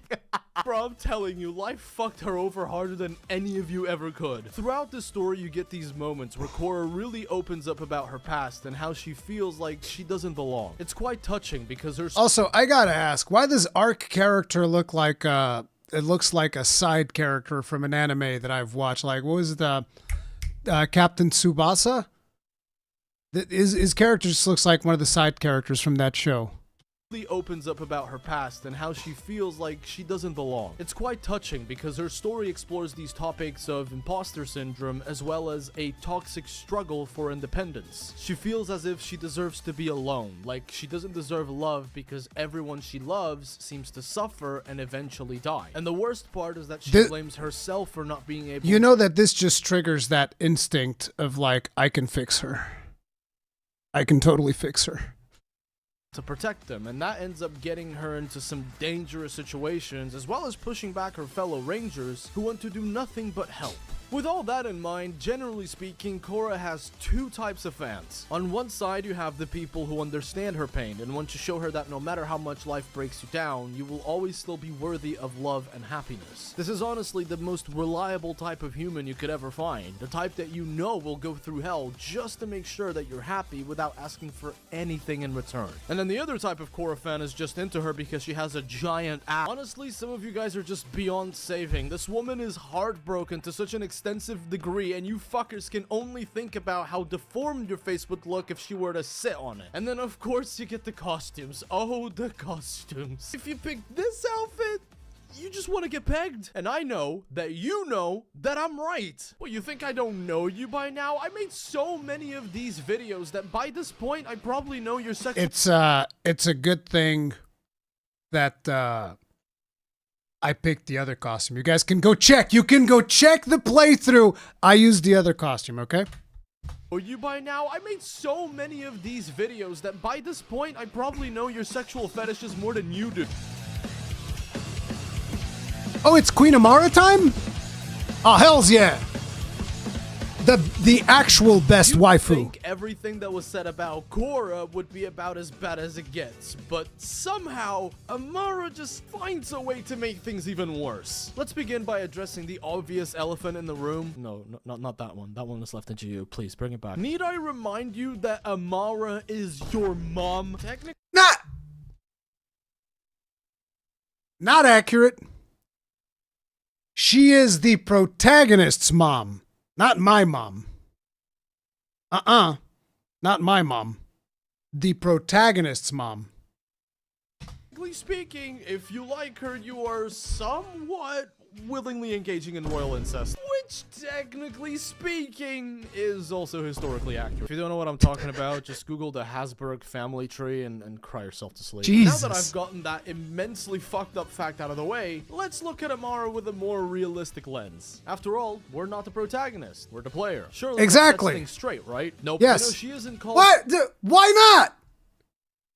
What do you mean no? He just says no. No, you need to justify that. Expand. We're not the protagonist, we're the player. Surely that sets things straight, right? Nope. You know, she isn't called Queen Amara for no reason. She is married, dude. Are you really gonna be the homewrecker willing to fuck things up for the royal family of his— I mean, it didn't really work out between them. She left and she took the Rathalos, so it is what it is. Zuria even further. You know what used to happen to anyone who committed adultery back then? Y'all would be hanging like a Christmas ornament by noon. I can't believe I'm saying this, but I feel like I have to. Please don't die for pussy. Oh, but Ark, it's fine. She left the kingdom and lost her memory. Brother, you're the worst of them all. The Amara spectrum starts with incest on one end, cheating on the other, and somewhere in the middle you go, it's cool, bro. She doesn't remember who she is. I need you dead. I can't even attempt to redeem any of you because honestly, even if she lost her memories, I'm not the protagonist. I am the player. her husband is still alive and there was never a clear declaration that He's gonna die. It's fine. these two ever divorced. I get it, she's pretty, she's adventurous, brave and selfless, all that jazz, but holy fuck, brother, did you not hear me when I was talking about the spectrum? You know what, fuck it, I'm done. This Amara segment has pissed me off so much. You Amara simps really need to be shot. She's a Yeah, I was about to ask, how old is this character that we're talking about her being a waifu? What do you mean? She is way too young to be in this discussion. How long is this segment? What do you mean? Ark.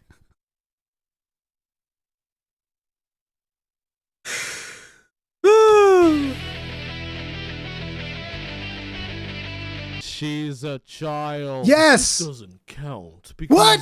Technically she's not real. Yeah, sure thing, Buster. Just give me a second. I just need to make a phone call real quick.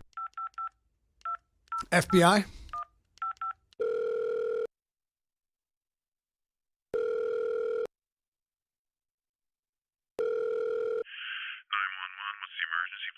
Hello, I would like to report a predator. You know what? These last few rounds upset me a little. I'm gonna go play a couple rounds of Heroes of History. What's that? You don't know about Heroes of History? Get a load of this guy. Let me tell you all about him, baby. Every time a mobile game tries to sponsor me, I always play the game before accepting the sponsor so that I know whether or not the game is fun. And I can safely say that Heroes of History is actually pretty damn fun to play. This is a strategy game, and I haven't played one of these since the old Age of Empire days, and I'm not gonna lie, I didn't expect a mobile game King to be the one Leonidas? that gets me back into the genre. The core gameplay loop reminds me of playing Sword and Shield. It's easy to get into, but kinda hard to master, and there's a lot of customization if you really want to get into it. The goal is simple, just upgrade your civilization, move on to different eras. You will start off at the Stone Age, and then you want to upgrade yourself No, into we more don't skip modern sponsors. eras. It is what it I is. managed to get into the Bronze Age so far. There's multiple different ways to upgrade your civilization, be it with different buildings or going into combat to acquire specific materials. Speaking of combat, this is probably my favorite aspect of the entire game because it's not too easy to the point of it being boring, and it's also not too complicated to the point of it just being not worth it. That's where the complexity kicks in, depending on what your party is made out of. Like maybe you have a bunch of AoE attackers, maybe you have a little bit more defense and you play it safer, or maybe you have like a bunch of single strike units to really just one-shot everyone that you come across. Bonk. I personally like using Leonidas, which is the first hero you get for free. Great choice, by the way, just saying. But then because these guys are generous enough to give you so many free pulls, you don't have to spend a dime on the game, I also managed to get Mitialdis. And from March 11th to April 28th, there will be a huge in-game It's over event now. in the ancient Egypt. You'll meet time-limited heroes such as Tutankhamun and Nefertiti. They'll only be Tutankhamun! available during the event, so make sure that you Nefertiti. log in and claim them, alright? The event's climax will be facing off against Anubis, and in order to take him on, you will need some resources. So Getting use my 2 cents personal after description this. or the QR Yeah. code on screen right now to get 10 antimatters, 2,000 XP, 20,000 food, and 5 do-it keys. Thank you, Heroes of History, for sponsoring this video. I really like your game. Just please put some more knights in there, please. I beg. Ah, yes, the evil sister. This is where the real simps come in. This is just like Simp City. Anybody who chooses this one, you're just into being dominated. That's what it is, okay? It is what it is. Yes, I am biased. I obviously have a thing for lady knights, and frankly, if you don't, I think that there's something wrong with you. Clarissa might strike you as... Oh, this is yours, Ark? Oh, no. What was that about liking getting pegged? Yeah. That's rough, buddy. Yep. It is what it is. a nasty and angry individual, but honestly, her crash out is very reasonable. Clarissa is currently the queen of Vermeil. He's justifying Clarissa's crash out? What?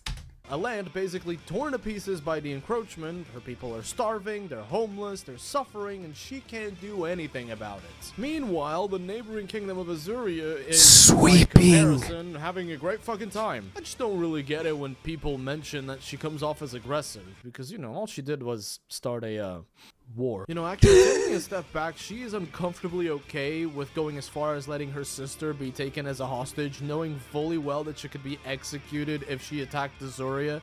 But fuck it, we ball. Yeah, you know what? I'm actually starting to notice a couple of problems with this character. Like, she's willing to go as far as risking her own sister's life and taking the lives of her own subordinates. Lest we forget, she kinda nuked Simon. Here comes the sun. I get that she was doing it all to What the fuck?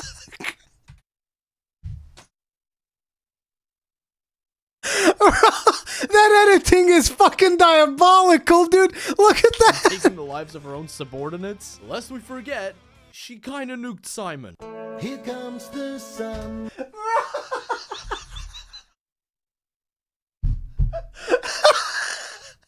Here comes the sun. Poof. Poof. He's just fucking gone. I get that she is doing it all to save her kingdom, but it's a little too much. Clarissa is just too intense for me. And this is where my theory comes in, that Clarissa Sims are actually into the humiliation kink. It could just be that you admire her resolve and you want to take care of her burden, you know, lift it off her shoulders and I can fix her. be there for her emotional support, help her achieve her dreams. But I don't buy any of it. I think you're a textbook masochist. Yep, true. Ah, here it is. Everybody's choice. Everybody's choice.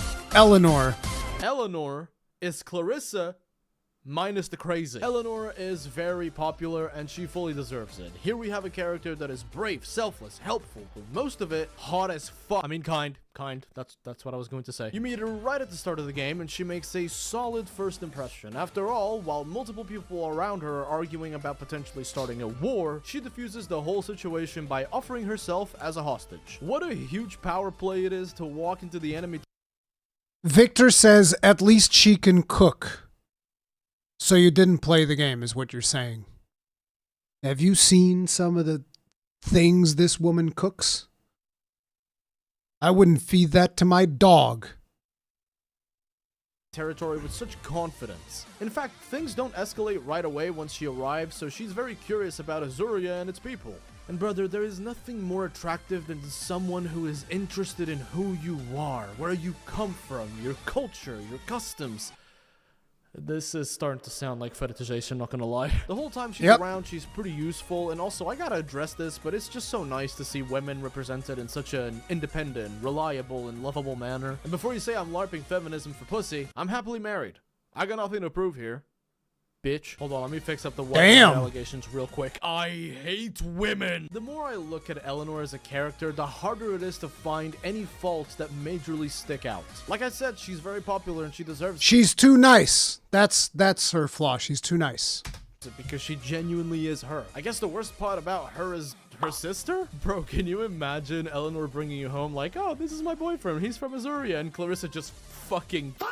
All of these good qualities are highlighted and emphasized by the fact that she might be royalty, but she hasn't exactly had it easy. Like, real talk, Vermeil sounds like a total shithole. Which is further emphasized by the fact that this first side story for Eleanor has you eating this thing. I will say though, as the narrative develops, there is not a lot of room to see how she grows, because you already know that she is reliable and she's there to help everyone, and you know, she loves her sister despite knowing that her sister is basically Satan. She's like this textbook reliable good girl, right? Oh god, that sounds so fucking great. I mean, she's a good person. If you like Eleanor, then most likely your personality matches hers in terms of selflessness, in terms of how open you are to different ideas. You try to stay as far away as possible from the concept of judging a book by its cover, because you truly want to see what people are on an individual basis. Bro, the levels of simping for Eleanor have reached critical mass, dude.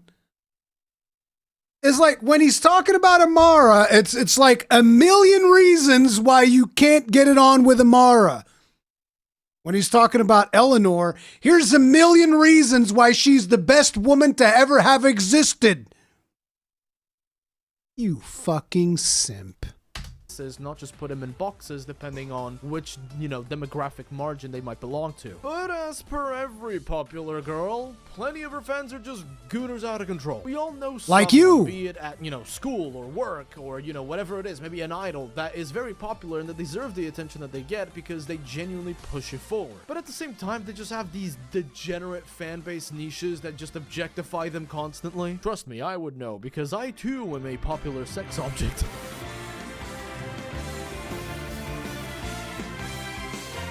Anna? She's an elf. She's got long ears.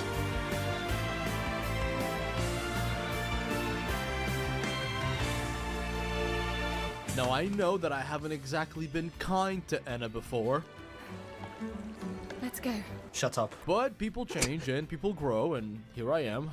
A grower. I think most of you would have played Stories 2, but just in case you haven't, I'll give her some background story. Anna is the one that finds the egg of the chosen Raphaelos in Stories 2 and brings it to the protagonist. That's pretty much it. Just kidding, there's a little bit more to this character. Not only is she very elegant and well-spoken, she's also really fucking old. Anna is a Wyverian, which is basically the monster hunter equivalent of an elf, and just like regular fantasy elves, the Wyverians live for a very long time. In fact, in Stories 2, she was actually friends with your grandfather, which is the whole reason as to why she grabs the egg of his chosen Raphaelos and brings it to you. Once she delivers the egg to you, she could have just ran away and been safe, but no, she's actually really brave because she sticks with the party of the hero and, goes through with the main story. Even though she's not a fighter, she contributes with her knowledge, and I mean, the game wouldn't even happen, technically speaking, if she didn't bring you the egg, so, she kind of has a big fucking role in this game. Hundreds of years later, and here we are in Stories 3, where she is the counselor of the Scriveners, which is a pretty big deal. I don't know, man, the more I talk about her, the more I realize I might be into great gilfs. There's a very specific scene that I need to address, which is when you meet her for the first time in Gallia. This scene at first struck me as nostalgic, but when I came back to visit the scene as I was writing the script for this video, it made me emotional. First, she explains how she knows who you are, which establishes you can't fool her. Fucking feels the aura. Then she quickly addresses Rudy's comments about Corbin to diffuse any potential misunderstandings. And then she delivers that one line. What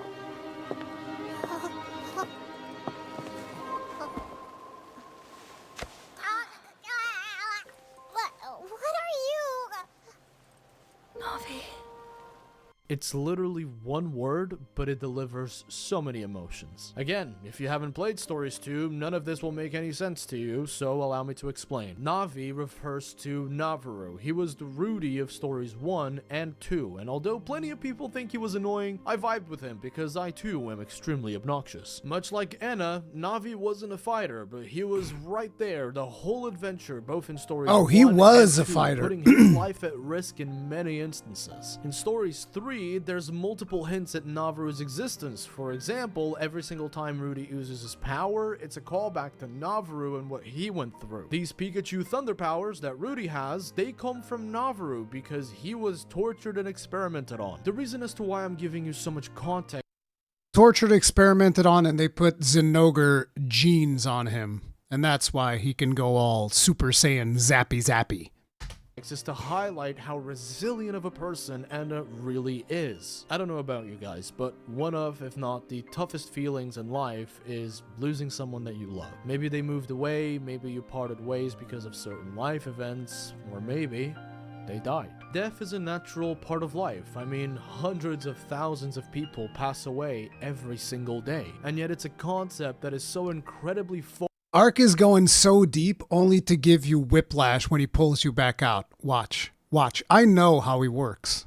foreign and unimportant to us until it happens to someone we love. You see, back in 2023, my father passed away very sudden. I had great uncles and even classmates who passed away before. These weren't just people that I knew, they were people that I liked, but my dad was the first person I loved that I lost. People grieve in many different ways, but after the grieving is done, you need to continue. After all, the people who love you don't want you to be miserable and sad for the rest of your life, so you must muster the courage and the bravery to continue living proudly. And Anna impersonates this perfectly, because after all, she lives longer than most, so she's no stranger to losing people. In stories 2, she is happy to find you, but she mourns the loss of your grandfather who was once her friend. In stories 3, when you meet her, she needs to stay composed, but the sight of Rudy just floods her with memories of another long-lost friend, Navarro. In Rudy, she sees Navarro, which I'd like to think evokes all of these memories about what he went through, what they went through together. In our group, she sees the people who once risked their lives alongside her to do what was right. This is an emotional weight that we cannot fully comprehend, because compared to Anna, our lives are short, which is why I find it so moving when she simply says, Navi. Because to some degree, I understand. If I had to summarize what this scene, and by extension this character, makes me feel, it's like looking at a photo of my dad. It reminds me of just how much I miss him, how much he did for me, how much he taught me, how more importantly, just how much I love him.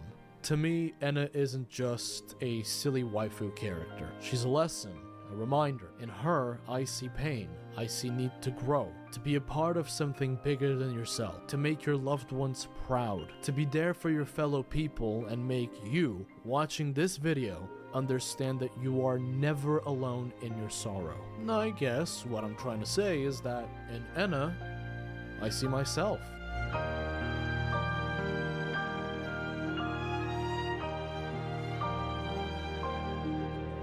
Damn, bro went Thank you full for watching emotional. the video all the way until the end. I hope I that didn't you had a expect laugh, that. or if not, I hope that maybe you learned a lesson towards the end. Another thank you to Heroes of History for sponsoring today's video. The game is fun, I enjoyed it, I'm actually still playing it, and you can actually go ahead and get yourself some free goodies with the QR code on screen right now, or the link in the description as well as the pinned comment. Another thank you to the voice actress in today's video. Her link is also in the description. She's always done a fantastic job with these videos, and today's is obviously nothing to cough at. Well, Bro, he just like completely threw me for a loop, because I expected whiplash at the end, and he's like, actually, no, this one time, I'm going to be genuine and make you look like an asshole. Thanks. That's a good video. that's pretty much all I got for you today. I would really appreciate it if you liked the video, if you enjoyed it, and, you know, maybe if I made you laugh, or if I taught you something, why not hit the subscribe button? It's free. You can always unsubscribe later on. Look, it's right there, right next to my face. How convenient is that, you know? Join the order. I need more knights to battle, I don't know, your mom. Today. Oh, it's crazy, guys. Make sure to check out the video from Ark. Give it a like. Give it some watch time. Good job. Good job.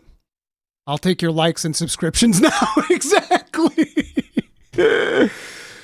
Oh, cool stuff. That was good. But at the end of the day, you're still a big simp for Eleanor. There's just like big simping going on for Eleanor there.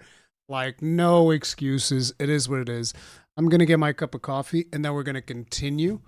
If you guys are enjoying the stream, do hit the like button, subscribe, bell notification icon, all that jazz, and also subscribe to Ark. I will be right back. I'm going to be checking out some more of this stuff.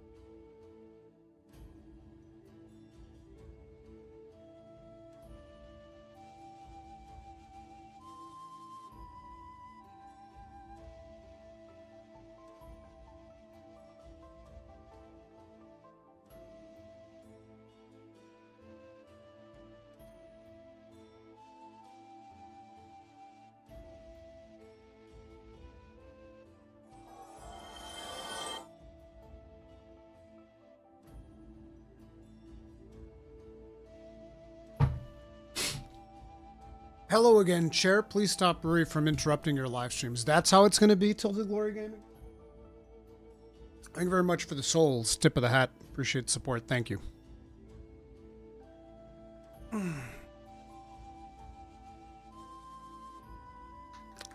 Wrote Eleanor's segment last. I completely ran out of ideas, not gonna lie. You were just simping hardcore, dude. Just admit it. Especially because you know, like I know, that Queen Amara is hands down the best waifu of Stories 3. It's just that simple. Queen Amara is the best. How far into difficulty for endgame quests in Grand Blue should one go to have good sigils and weapons to be prepared for Ragnarok? I mean, I would say at the very least get your Terminus weapon and get the... Is it War Elemental? War Elemental and a couple of more like other good sigils like attack up sigils, damage cap sigils. Particularly, if I remember correctly, it was sigils that would have damage cap plus something else. Those were like the best ones, if those even existed. Because I seem to remember that those existed, right? You'd have damage cap sigils alongside other sigils. Not alongside other sigils, but alongside other skills that you would have. Those are like some of the most important ones. But like, get some of those at least.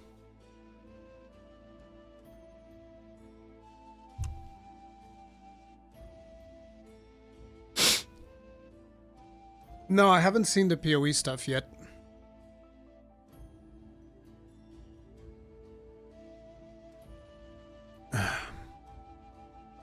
Yeah, we're gonna check out the PoE 2 teasers for sure.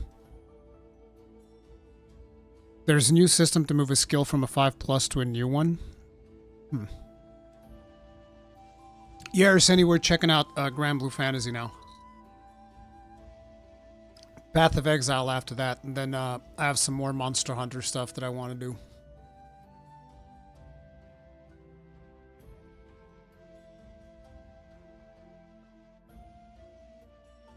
So, I haven't actually watched the character teasers for Grand Blue Fantasy Relink Endless Ragnarok. So 2 of the characters that they've already mentioned is Galanza and Magliel. And then there's 2 new trailers to check out. One of them is Summons and the Conflux. Then the other one is the second trailer. So we're going to start by checking out Galanza. Let me just pause this. Let's go. The one, the only, Galanza! I could go for some entertainment. What the hell happened? That kind of like, oh, let's... Jesus, YouTube's like crapping out on us. I could go for some entertainment. Let's do this. Oh, damn. Hold the line. My pleasure. Jesus. That'll show up. No one can stand against the might of our formation. I'm the strongest. Behold, the fangs of the silver wolf. Eat this. That almost looked like Vayne. Like if you notice his follow-ups, they're somewhat similar to Vayne. Boom. Boom. The fangs of the silver wolf. Eat this. It's showtime. You see that? As destructive as ever. Storming death. Looks like he's got parries on his strong attacks too. Those foes. Grand Blue Fantasy Remake. Endless Ragnarok. That looked pretty good.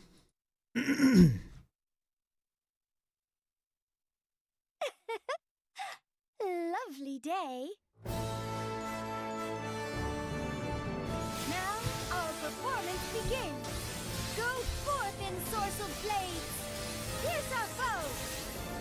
My darling, show them your She's got machine gun blades. finale. I've got you. Slaughter them, demon spear. It. You shan't falter here. Appreciate it. She's got a resurrection. Let us proceed with due care. Now it's your turn. Oh, yeah. When Vale and Wolf hunt as a pack, Their prey gets ripped to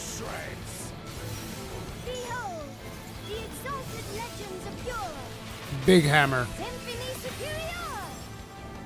Grand Blue Fantasy Reading.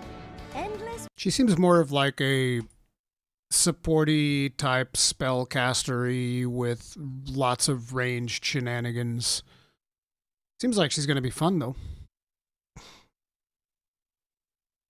I think Alonza's more my speed.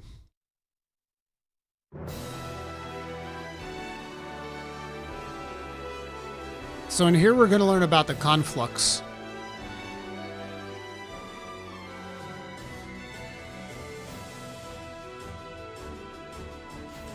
Summons bring an all-new system to complement Relink's dynamic battles. Play through the story to collect summonable allies, and They also give you passive bonuses. I've noticed this when we were playing the beta. So you get a specific summon, but as you can see, actually you can see the skills here. Like this one gives you additional health plus, I forget what CB is for, critical boost. It's not critical boost, it's something else, but you know. All of these summons also give you like 2 passives for your character, as well as the ability to summon the actual summon and get the benefits of that. invoke them when you most need their aid. No matter who you select, these might... If you buy the expansion, does it include the base game? So they're basically, it's kind of like G rank in Monster Hunter. So there's going to be a version that you can buy that's going to include the base game and Endless Ragnarok, and then there's going to be an upgrade path if you already own the base game of Grand Blue Fantasy Relink. You have to check because since there's those 2 versions, you have to check which version you're buying. The companions are always here to help. Hold on, is this a mobile game? No, this is a PC game. The summons part is not like gacha or anything like that. These are summons that you collect by playing the game, kind of like in the Final Fantasy games of old. Some summons are controlled directly by the player, allowing for a powerful onslaught before they fade away. Others provide beneficial buffs to turn the tide of battle. You might say the options are endless. Invoking allies requires consuming a portion of the summons gauge, so make sure you're calling the right comrade at the right time for the right price. Huzzah for tactics. Now, have a smorgasbord of the summons awaiting an endless Vulcan Ragnarok. Bola. Jesus. All shall return to the void. You just summon Lucilius?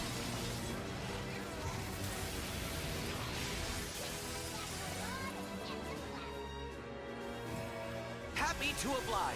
Hey, you summon Roland. Holy geyser! Found it!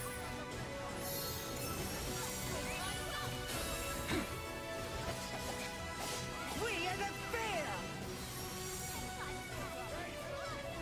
From all-powerful primals to unassuming villagers, and even feisty felines, enlist a veritable plethora just summon a of bunch allies of to secure cats. victory for the Sky Realm. Equipping summons will also provide buffs or passive stat boosts. Even outside of the action, summons are there to bolster your crew. Finally, Primal Bursts are a new type of chain burst that cause Lyria to summon an ally for some bonus devastation. Entering Link Time will cue Lyria to begin... They showed in one of the other trailers you summoning the big, what's his name? Excavatron or whatever, the big robot from the desert. And he just also blasts people. It's pretty friggin' insane. channeling a primal. She'll invoke the godlike being after the next full burst, which is accomplished when each party member uses their Skyward art in quick succession. Wait, I missed something. Hello? Oh crap, I cut down on volume. Succession. Even outside of the action, summons are there to bolster your crew. Finally, Primal Bursts are a new type of chain burst that cause Lyria to summon an ally for some bonus devastation. Entering Link Time will cue Lyria to begin channeling a primal. She'll invoke the godlike being after the next full burst, which is accomplished when each party... So it's after you do like after the first time you do link time, then she starts summoning a primal. Then after the next full burst, then she does the member primal uses burst. their Okay. Skybound art in quick succession. where you'll be treated to the might of a godly beast. Yeah, there it is. With all the new challenges that await in Zega Grande, skillful use of summons will separate the Skyfarers from the sky. Wonder if you get to choose who is the primal burst, or if it depends on the scenery that you're in, because this looks like the desert scenery, except it's got snow on it. If you actually pay attention to the scenery, this is the same scenery that you have when you go to the desert. I take. Of course, summons are also available during online co-op. Each new player who joins the party will yoink one of the summon slots from the host, so a party of 4 will have 1 summon each. Also, as everyone shares the summons gauge, the key to victory lies within playing nice with your teammates. There's no I in crew. Which summons the party brings, and when they unleash them, will greatly affect the tide of battle. To unlock summons, first finish Relink's main story and defeat Proto-Bahamut. Then, make progress in Endless Ragnarok's all-new story content to unlock Chaos-level quests. Wait, Proto-Bahamut is the only thing that you have to do? Isn't Proto-Bahamut the one that you defeat? I think I already did Proto-Bahamut. I'm not sure. No, wait. No, Proto-Bahamut should be the Terminus grind, right? Yeah, that's the one. And the ability to equip summons for the game's most difficult challenges. You'll need them. These stalwart allies should provide some much-needed breathing room.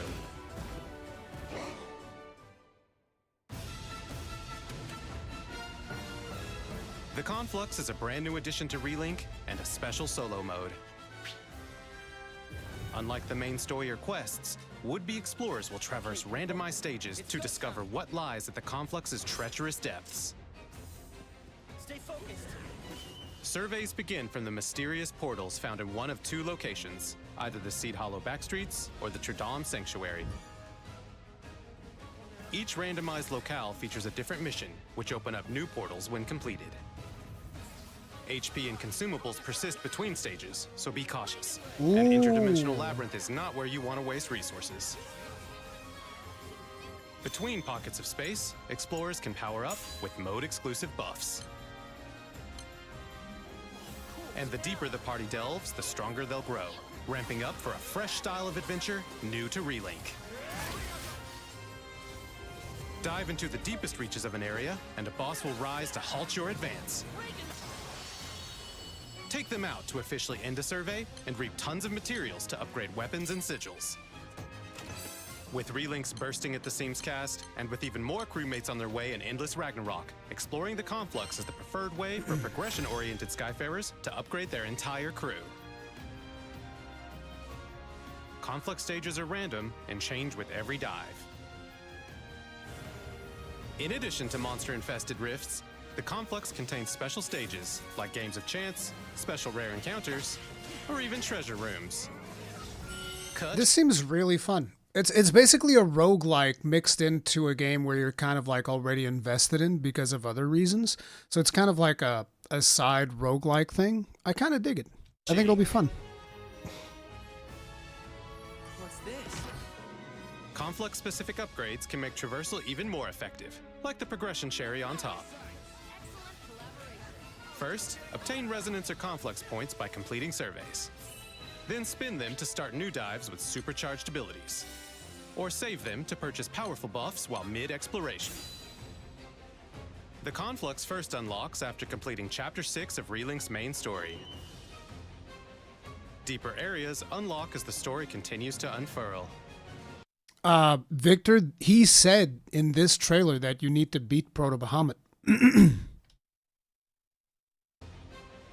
Deeper areas unlock as the story continues to unfurl. The deepest areas promise the greatest rewards.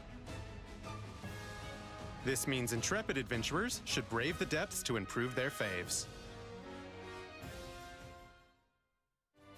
Speaking of, thank you for braving this introduction of Summons and the Conflux. You've unlocked mighty new powers.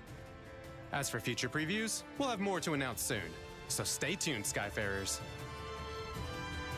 It's looking really good. I like what they're doing with the Conflux, even though I would have preferred to have it also a multiplayer thing and just have it optionally be solo. It's actually kind of weird because I feel like we spent most of our time grinding as a group near the end of Grand Blue Fantasy Relink, so it feels weird for them to just go like, oh yeah, there's actually this massive... Then again, they also said that this is one of the best ways of upgrading your party, so maybe it's more of a thing for you to like grind for upgrading the NPCs that you don't usually use, and then when you go back to your main, you usually want to play with people. That might be the way to do it. But yeah, I think that might actually be the thing. They're using this as something for you to play whenever you're not playing with your friends. And then we have a new trailer. Bring the earth together, dissipate into the wind, and seek the heat of flames. I'm so close. Hi there. You can call me Frau. You're so pretty. So that's a new character? The world. It's a primal beast, and the first of its kind in a series of primals called the Arcarum. It watches, remembers, and stores information on everything it can find. Even stuff that dates back to the dawn of creation. What's the point of even doing something like that? It's collecting data to build an entirely new world. I remember something Lilith said about the 6 dragons. That they'd awaken when the Sky Realm is in dire straits. It is my duty to protect the realm. That, of course, includes Sega Grande. The 3rd new world. It will be perfect. I was fine letting this world disappear. You are bound by a curious fate as much as they are. Did you see that parry, boy? Will you also surrender to the Singularity's pull before long? There was nothing for me to love. So, I answered the devil's call. Naught remains in my breast but enmity for Damn. the cursed beast. Was an evoker of the devil. Why do you spurn the birth of the new world?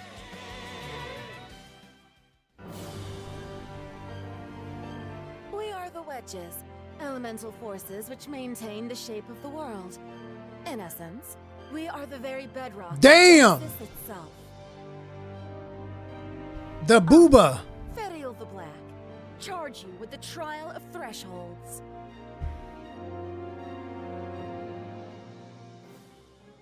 The booba, dude. That is insane. So, what was that? That was at least one other new character announced. I'm assuming it's this one. They're likely going to add a couple of more characters as updates after the release, if they've gone as far as to make like a whole expansion and stuff.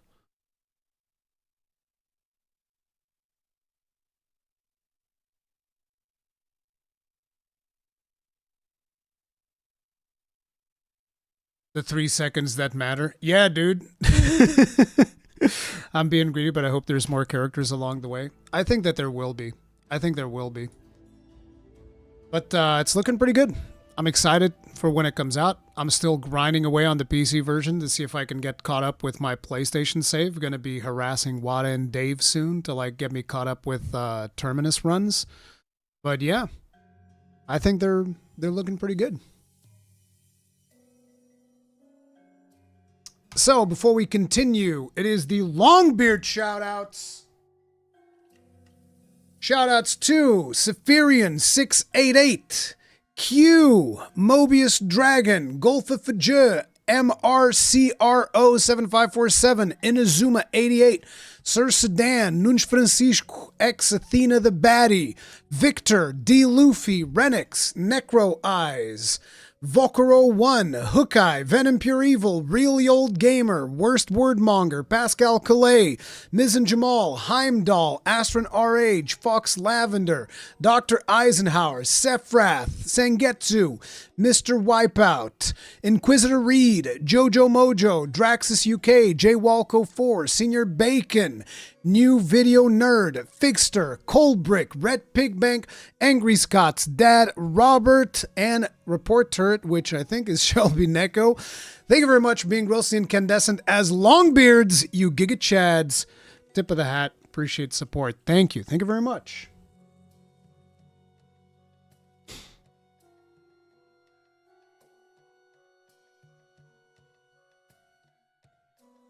Slight PTSD of grinding Terminus for night after getting my Zeta weapon second to last. See, that's the trick. The trick is you don't unlock any characters until you get that.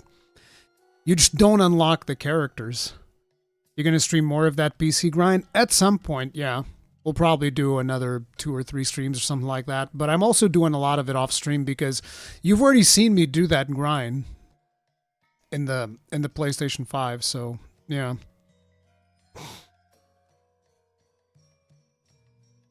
I didn't know. Me neither, Necrowise. Me neither. Like, the gun for Eugen was also one of the last things that I got.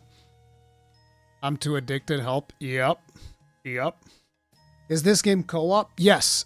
If you do the main story is single player, but then there's like a bunch of quests, particularly the end game grind is pretty much co-op. I hate the gameplay of Genshin Impact. This has nothing to do with Genshin Impact. Final Fantasy XIV raid bosses visuals. It has raid boss-like mechanics. Yes. Someone watched the hand cannon one already. I didn't watch it all the way. It's just YouTube has that thing where sometimes you'll watch a little bit of a video and then it just fills it up all the way. I haven't watched it all the way yet.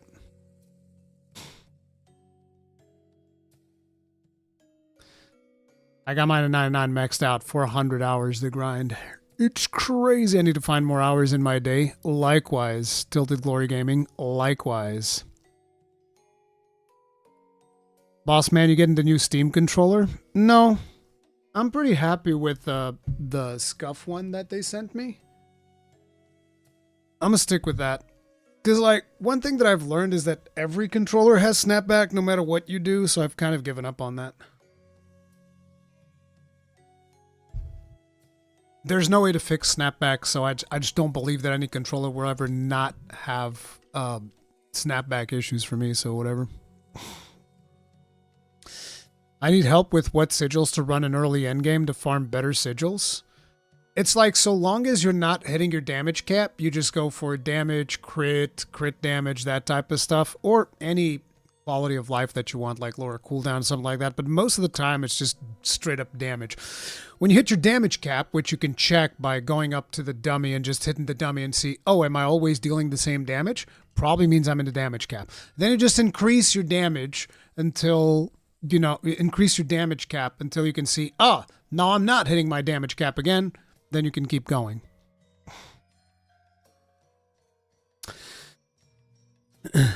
4 times damage cap, then whatever damage boost takes you to cap. Yeah, the thing is, it'll take you a while to hit the damage cap. He's saying early end game. So just increase the damage until you reach the cap, then you start putting damage cap stuff.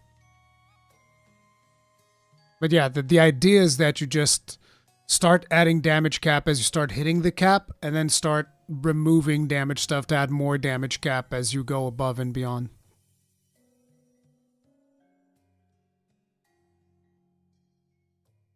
So, let's check out these new uniques that they've added to Path of Exile. Hi, I'm Mark Roberts, Game Director on Path of Exile. Today, we'd like to showcase 2 new unique items. First, Nightfall, a shield of the Breachlord Tull herself. And then, Redemption, a Trathan weapon... Sorry. The Breachlord? Breachlord Tull herself. So that means you have to go defeat the...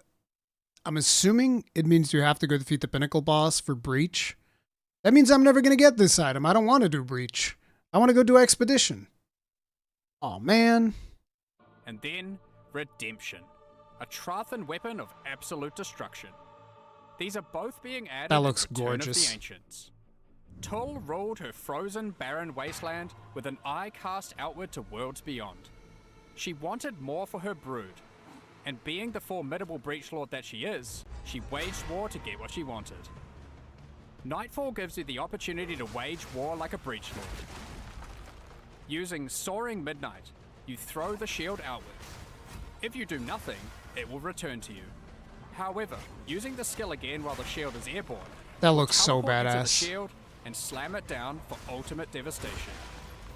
Catching the shield or destroying ice crystals will reset the cooldown, allowing you, in the right condition, to become an avalanche yourself.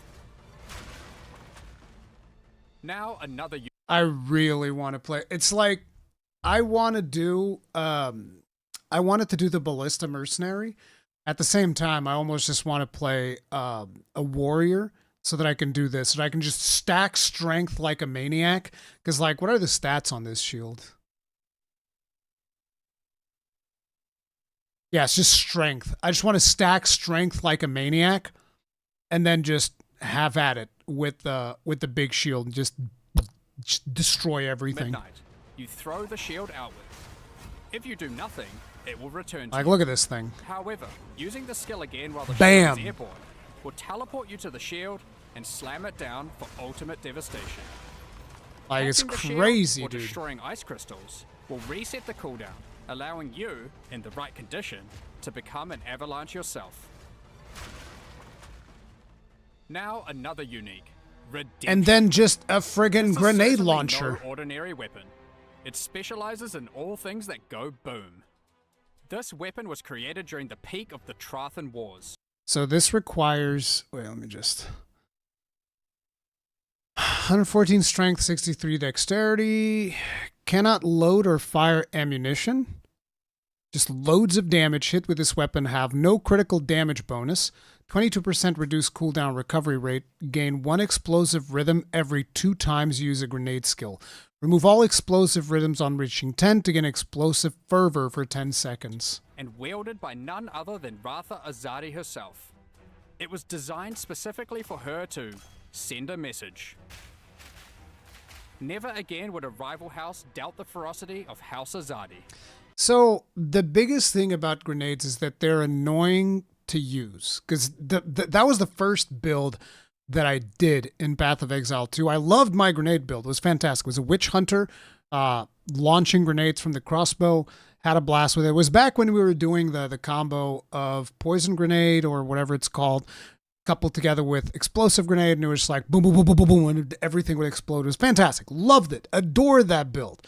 But ultimately, it was very frustrating because, like, you throw your grenades, then monsters just go past them, then the grenades explode. So it requires a bit of finagling around with your kiting and with dodging and using oil to slow them down. So, yeah. This modified crossbow cannot use normal ammunition skills, but is particularly effective at leveraging various grenades Oh, to it looks like demonstrate your it explosive explodes rhythm. faster on this. That's because this isn't really even a crossbow at all. In fact, we've made an entirely new base type for this unique. Oh, so wait, you can just... So you don't need to have the unique...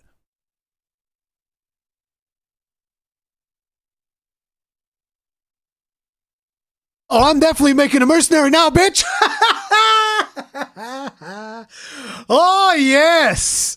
Oh, yeah! I don't even care about the unique, bro. We're playing mercenary. Fuck that. Which you can find at in-game and craft to be a rare item too, including having a more grenade-oriented mod pool. Yes! Redemption guaranteed. Armed with redemption, and once you have caused enough trouble, How'd you like this? you're ready to unleash. It's a buff that grants 15% increased attack speed per different grenade skill you've used recently, causes grenade skills to ignore their cooldown, fire an additional projectile, and makes grenades explode on any impact. You cannot gain explosive rhythm while you have explosive fervor. Bruh. I think I'm making a grenadier witch hunter. Explosive fervor, which causes you to ignore the typical cooldowns of grenade skills, on top of dramatically increasing their fire rate if you fire a medley of grenades, allowing you to go on an actual rampage, obliterating everything in sight. Yeah! This is the way. You'll be This able is to the way. find Nightfall and Redemption as in-game unique items in Return of the Ancients. Join us. I am definitely down to playing the grenade build. Yes.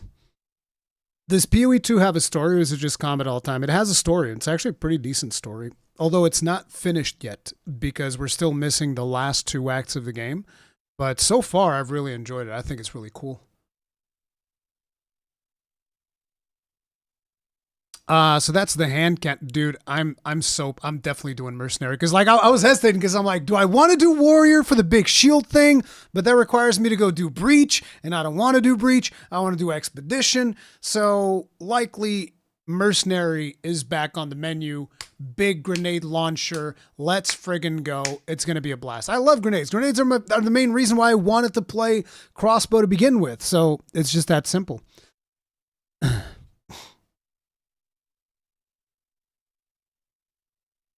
So, let's see about this Spirit Walker shenanigans. Born hold the spirit dear, but I seek not just to hold it. I seek to become its champion, like the Asmiri of old. I seek to become a Spirit Walker.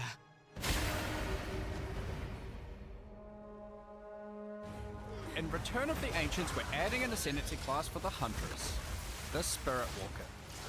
We covered some of this in our recent content review, but here we will dig deeper and even showcase some potential builds. Most of the ascendancy class is devoted to 3 aspects of the spirit: Vivid, Primal, and Wild. The Vivid path conjures stampeding stags when you attack. Vivid Stampede gives you extra damage, area coverage, and shocking capabilities. If you want to really focus on the stags, the Morrigan's Guidance lets you create even more stampedes with even more damage, trampling your enemies into dust. The Primal path, meanwhile, is all about projectiles. The Owl grants you boons in the form of their feathers, which can be spent to add extra projectiles to your next skill. If you'd rather unleash the occasional barrage, the Mucker's Gift lets you store up and use multiple feathers at once. And if you're really keen, the Owl feathers work on spells too. That looks For those pretty who prefer devastating. their animal companions to be more literal, summon a wild protector to give your enemies a bear hug they won't soon forget. The bear is a powerful companion in its own right, and can also provide significant utility. Breaking enemy armor, maiming enemies, violent intimidating roars, and keeping itself fit to fight with its large Are we health still pool doing and pairing with the Huntress? Best of all, the bear doesn't even take up your companion slot, so you can keep your tame beast alongside you too. The Cartha's balance skill can take your companion's damage one step further by giving them extra damage based on your weapon. Globku, thank you very much for the raid, brother. Tip of the hat. How you doing? We just got raided by Globku over on Twitch, guys. Make sure to check him out. Especially if you're into anime and fighters and that type of shenanigans. Globku's always covering that stuff. I have to pick up my kid, have fun. Hopefully everything's good with the kid, dude. Guys, make sure to follow him over there. Thanks for the raid. Welcome, raiders. We're checking out some news for Path of Exile 2. Spirit walkers who master all 3 aspects of the spirit may attract the favor of the elusive Sacred Wisps. The Sacred Unity passive is free. It provides enhancements to all 3 skills. The stags seek out enemies and can turn mid-stampede. Owl feather empowered skills create a new type of ground effect. And the bear protects allies near it. Taking this node also causes all 3. Damn it. YouTube's just like messing up right now. YouTube, come on, get it together. Probably because I have so many friggin' tabs open. Bro. I seek to become.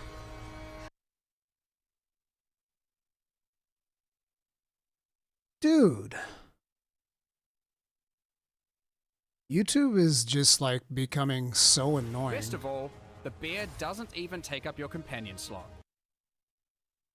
Yeah, it also doesn't take up anything. Roy Mustang, thank you very much for the souls. Tip of the hat, appreciate support. Thank you. Their top 5 RPGs ranked solely from just how much you enjoyed their story. I don't think about that too much, but the best story that I've ever experienced personally is probably Final Fantasy XIV. So Final Fantasy XIV probably be at the top, followed by Soul Sacrifice, maybe? The rest of it I haven't really thought too much about. Bro, can we please? Oh, I guess we cannot. Jesus. I highly doubt this is going to work, but let's try it. Oops. Grab this. I seek to become a spirit walker. That's loud. Enemies, violent, intimidating roars, and keeping itself fit to fight with its large health pool and life leech.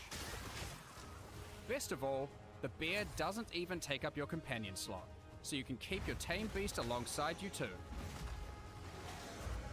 The Cartha's balance skill can take your companion's damage one step further by giving them extra damage based on your weapon.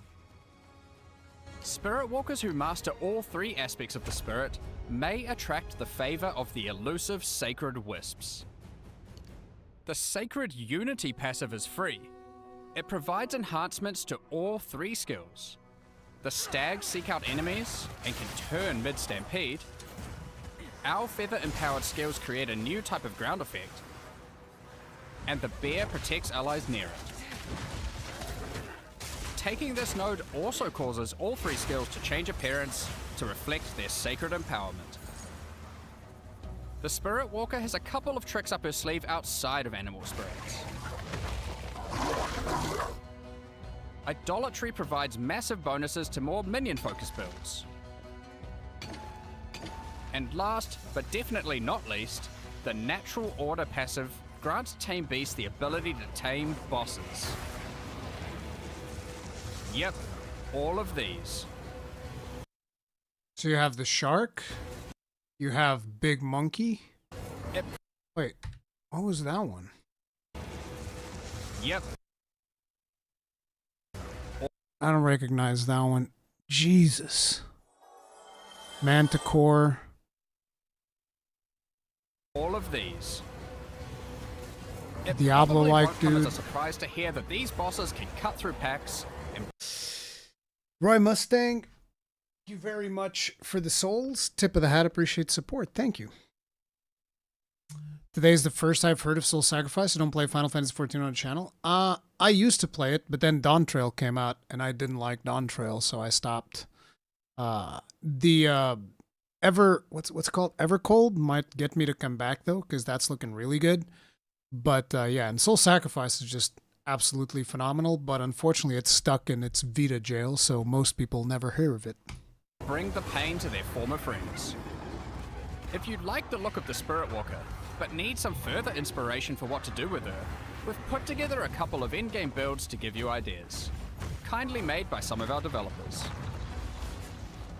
First up, we have the Stormbringer.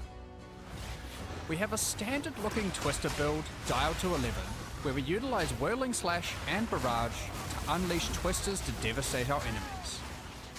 We will use a combination of Barrage and our new notable Primal Bounty to create so many Twisters, it more resembles a full cycle. Bro, really? I think it just exploded. There we go. Allocating Wild Protector, Primal full new notable Primal Bounty to create so many Twisters, it more resembles a full cyclone.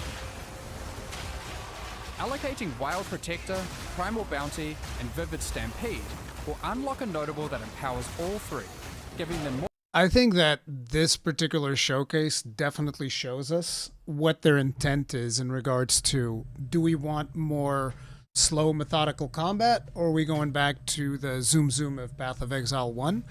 And they're it looks like they're going more towards the zoom of Path of Exile 1.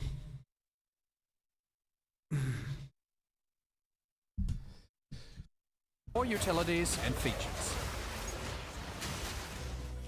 Thanks to Primal Bounty and the Mucker's Gift, we generate a Primal Owl Feather every few seconds that will be used when we dodge roll to empower our next projectile attack, firing more twisters and increasing their speed. But now we want to start to empower our Wind Ruckus with the elements, gaining significantly more damage. To do that, we take Vivid Stampede, which grants us a Vivid Wisp every 10 meters we travel, which we can do faster by following our soaring ground. And then we expend those wisps to unleash a stampede of stag spirits. Not only do they help kill enemies, they also create shock ground. There you have it. All that combined, we have our Stormbreaker. And for our second build today, we have the Zookeeper.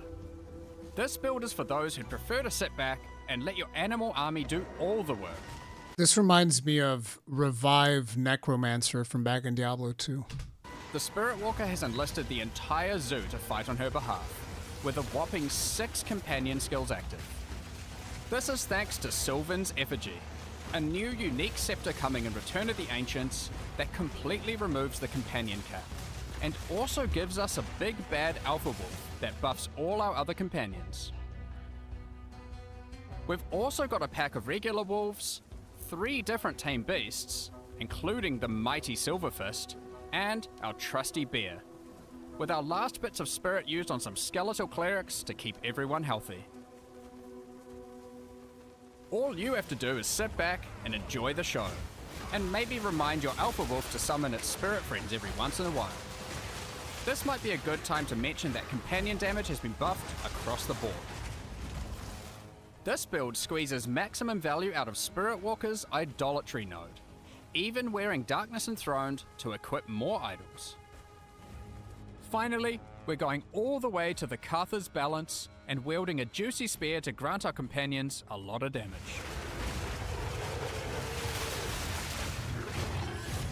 So, are you ready to embrace the full power of the Spirit? Nah, this class isn't really for me. I mean, I think it's a pretty cool class, but it's not really my style. What else do we have? Follow the clues. Hi, I'm Mark Roberts, Game Director on Path of Exile. We've heard player feedback on the time it takes to replay the campaign. We're actively going to be making changes to streamline that going forward, and today we'd like to show you some examples coming in Return of the Ancients. To start off with, in the Growlwood in Act 1, if you happen to find the river, you can follow it upstream and it will always lead you to the Red Vale. When seeking the Tree of Souls, keep an eye out for these magical glowing roots. Follow them and you'll find the tree. All right, Mustang, thank you very much for the souls. Tip of the hat, appreciate support. Thank you. Is Path of Exile the only gacha game you play? It's not a gacha game. You enjoy the gachas. I do not play gachas at all, but Path of Exile is not a gacha. It is a free-to-play game, but oh, come on. This is just like Edge is just not edging it out today. Just gonna go to Chrome. There. Hi, I'm Mark Roberts, Game Director and Return of the Ancients. To start off with, in the Growlwood in Act 1, if you happen to find the river, you can follow it. Grand Blue Fantasy is gacha-like? No, it's not. Like, what exactly do you call gacha? You get sigils, but it's not like, you know, it's just random sigils that you get, but you're not really buying polls. You select whatever character you want to get. You don't really poll for characters either. Well, actually, no. Grand Blue Fantasy... No, you're right. Grand Blue Fantasy is a gacha. Never mind. No! Grand Blue Fantasy is a gacha. Grand Blue Fantasy Relink is not a gacha. For a second there, I forgot that there's an actual Grand Blue Fantasy... there's an actual Grand Blue Fantasy game that is actually a gacha. Upstream, and it will always lead you to the Red Vale. When seeking the Tree of Souls, keep an eye out for these magical glowing roots. Follow them, and you'll find the tree. That's not all. In the same area, you may even see these mushrooms. If you do, keep an eye out for the entrance to the Grim Tangle. It's nearby. Now, the hunting grounds is pretty huge, which is why we're making it easier for you to spot both the entrances to other areas and the various landmarks in this area.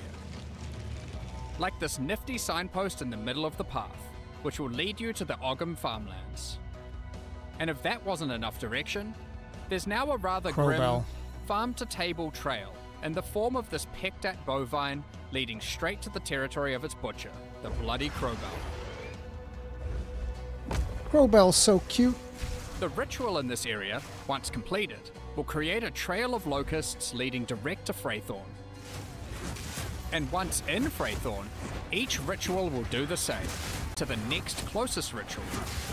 This has even been updated to rituals in Endgame as well, as an added perk.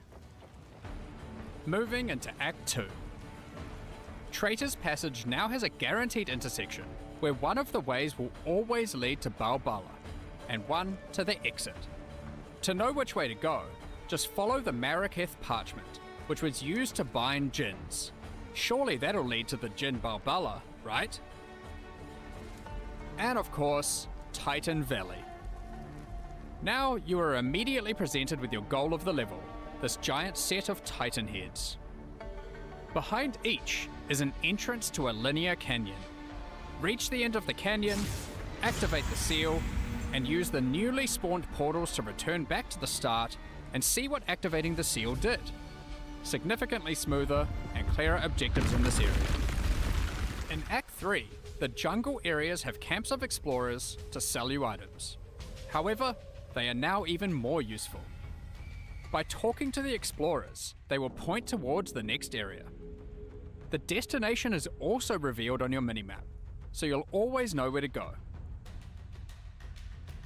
That's not all we've improved in the start of Act 3. We've moved the entrance to the waterways to be in the jungle ruins, instead of the infested barrens. And we've added an alternate escape route from the Venom Crypts, to allow you to shortcut through the jungle.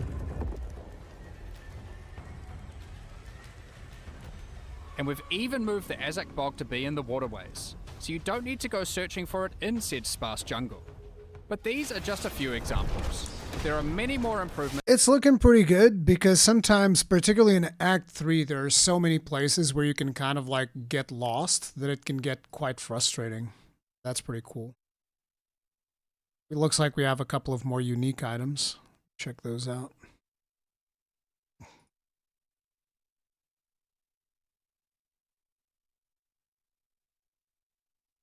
Hi, I'm Mark Roberts, Game Director on Path of Exile. Today, we'd like to showcase 2 unique items straight out of the mysterious Wildwood. These are existing items, but have been completely reworked in Return of the Ancients. First, we have a rebranded Husk of Dreams, Reverie, and then the Hollow Mask, a great choice for those botanists out there.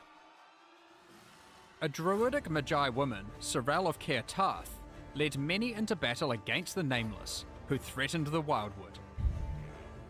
She was so in tune with the goddess that she'd call upon the very roots of the forest to aid her allies in the heat of battle. With the armor of Sorel, you too can call upon the aid of the goddess Viridian. While Reverie is equipped, you forego regular life flask use to instead passively apply recovery from life flasks constantly. Reverie also That's a lot of grants a regen. sigil skill called Rite of Restoration. Use it to call the goddess to your aid, creating an area that amplifies the defense and regeneration of all those standing within the circle. While you are inside the invocation circle, the bonuses to your defense and regeneration become stronger and stronger as you spend mana. Now, the Hollow Mask. Its roots penetrate your flesh and bone, giving you a direct connection to Viridian herself. What better way to see all the potential gifts she has in store for you? While adorning the Hollow Mask, it will reveal gifts from the goddess in the form of ancient blooms. These flowers manifest in the different forms of the wisps of the wildwood. Collecting them will respectively grant you charges for your life flask, mana flask, or charms. But there's more. With its roots well and truly embedded in you, the Hollow Mask causes any remnants that you collect to be shared to your allies in addition to affecting you. You may want to consider using both of these when playing with your friends, especially when used together, serve as a powerful combo for supporting your allies. You'll be able to find Reverie and the Hollow Mask as unique items. These last ones were not that interesting. I mean, I guess the regen one's kind of cool, but the other one for flasks, I don't know. Maybe it's because I'm a noob, but I just don't see it very much. This regen one is pretty cool, though. I will say that, but it looks like it's a strength int item, so it's not something that I would usually want to use, because I'm usually playing strength characters, either just pure strength or strength dexterity, so yeah. So I've been getting messages from my wife. Looks like I'm going to need to pick up my kids because she's stuck in traffic, so yeah. I'm going to have to call it a little bit earlier than I planned. My apologies. Like I said, there's been a lot of stuff happening to me IRL that's been keeping me from putting out as much content as I'd like. Hopefully you guys still enjoyed the stream, and if you did, hit the like button, subscribe, bell, notification icon, all of that jazz. And I'll talk to you guys later. Stay strong. Stay safe.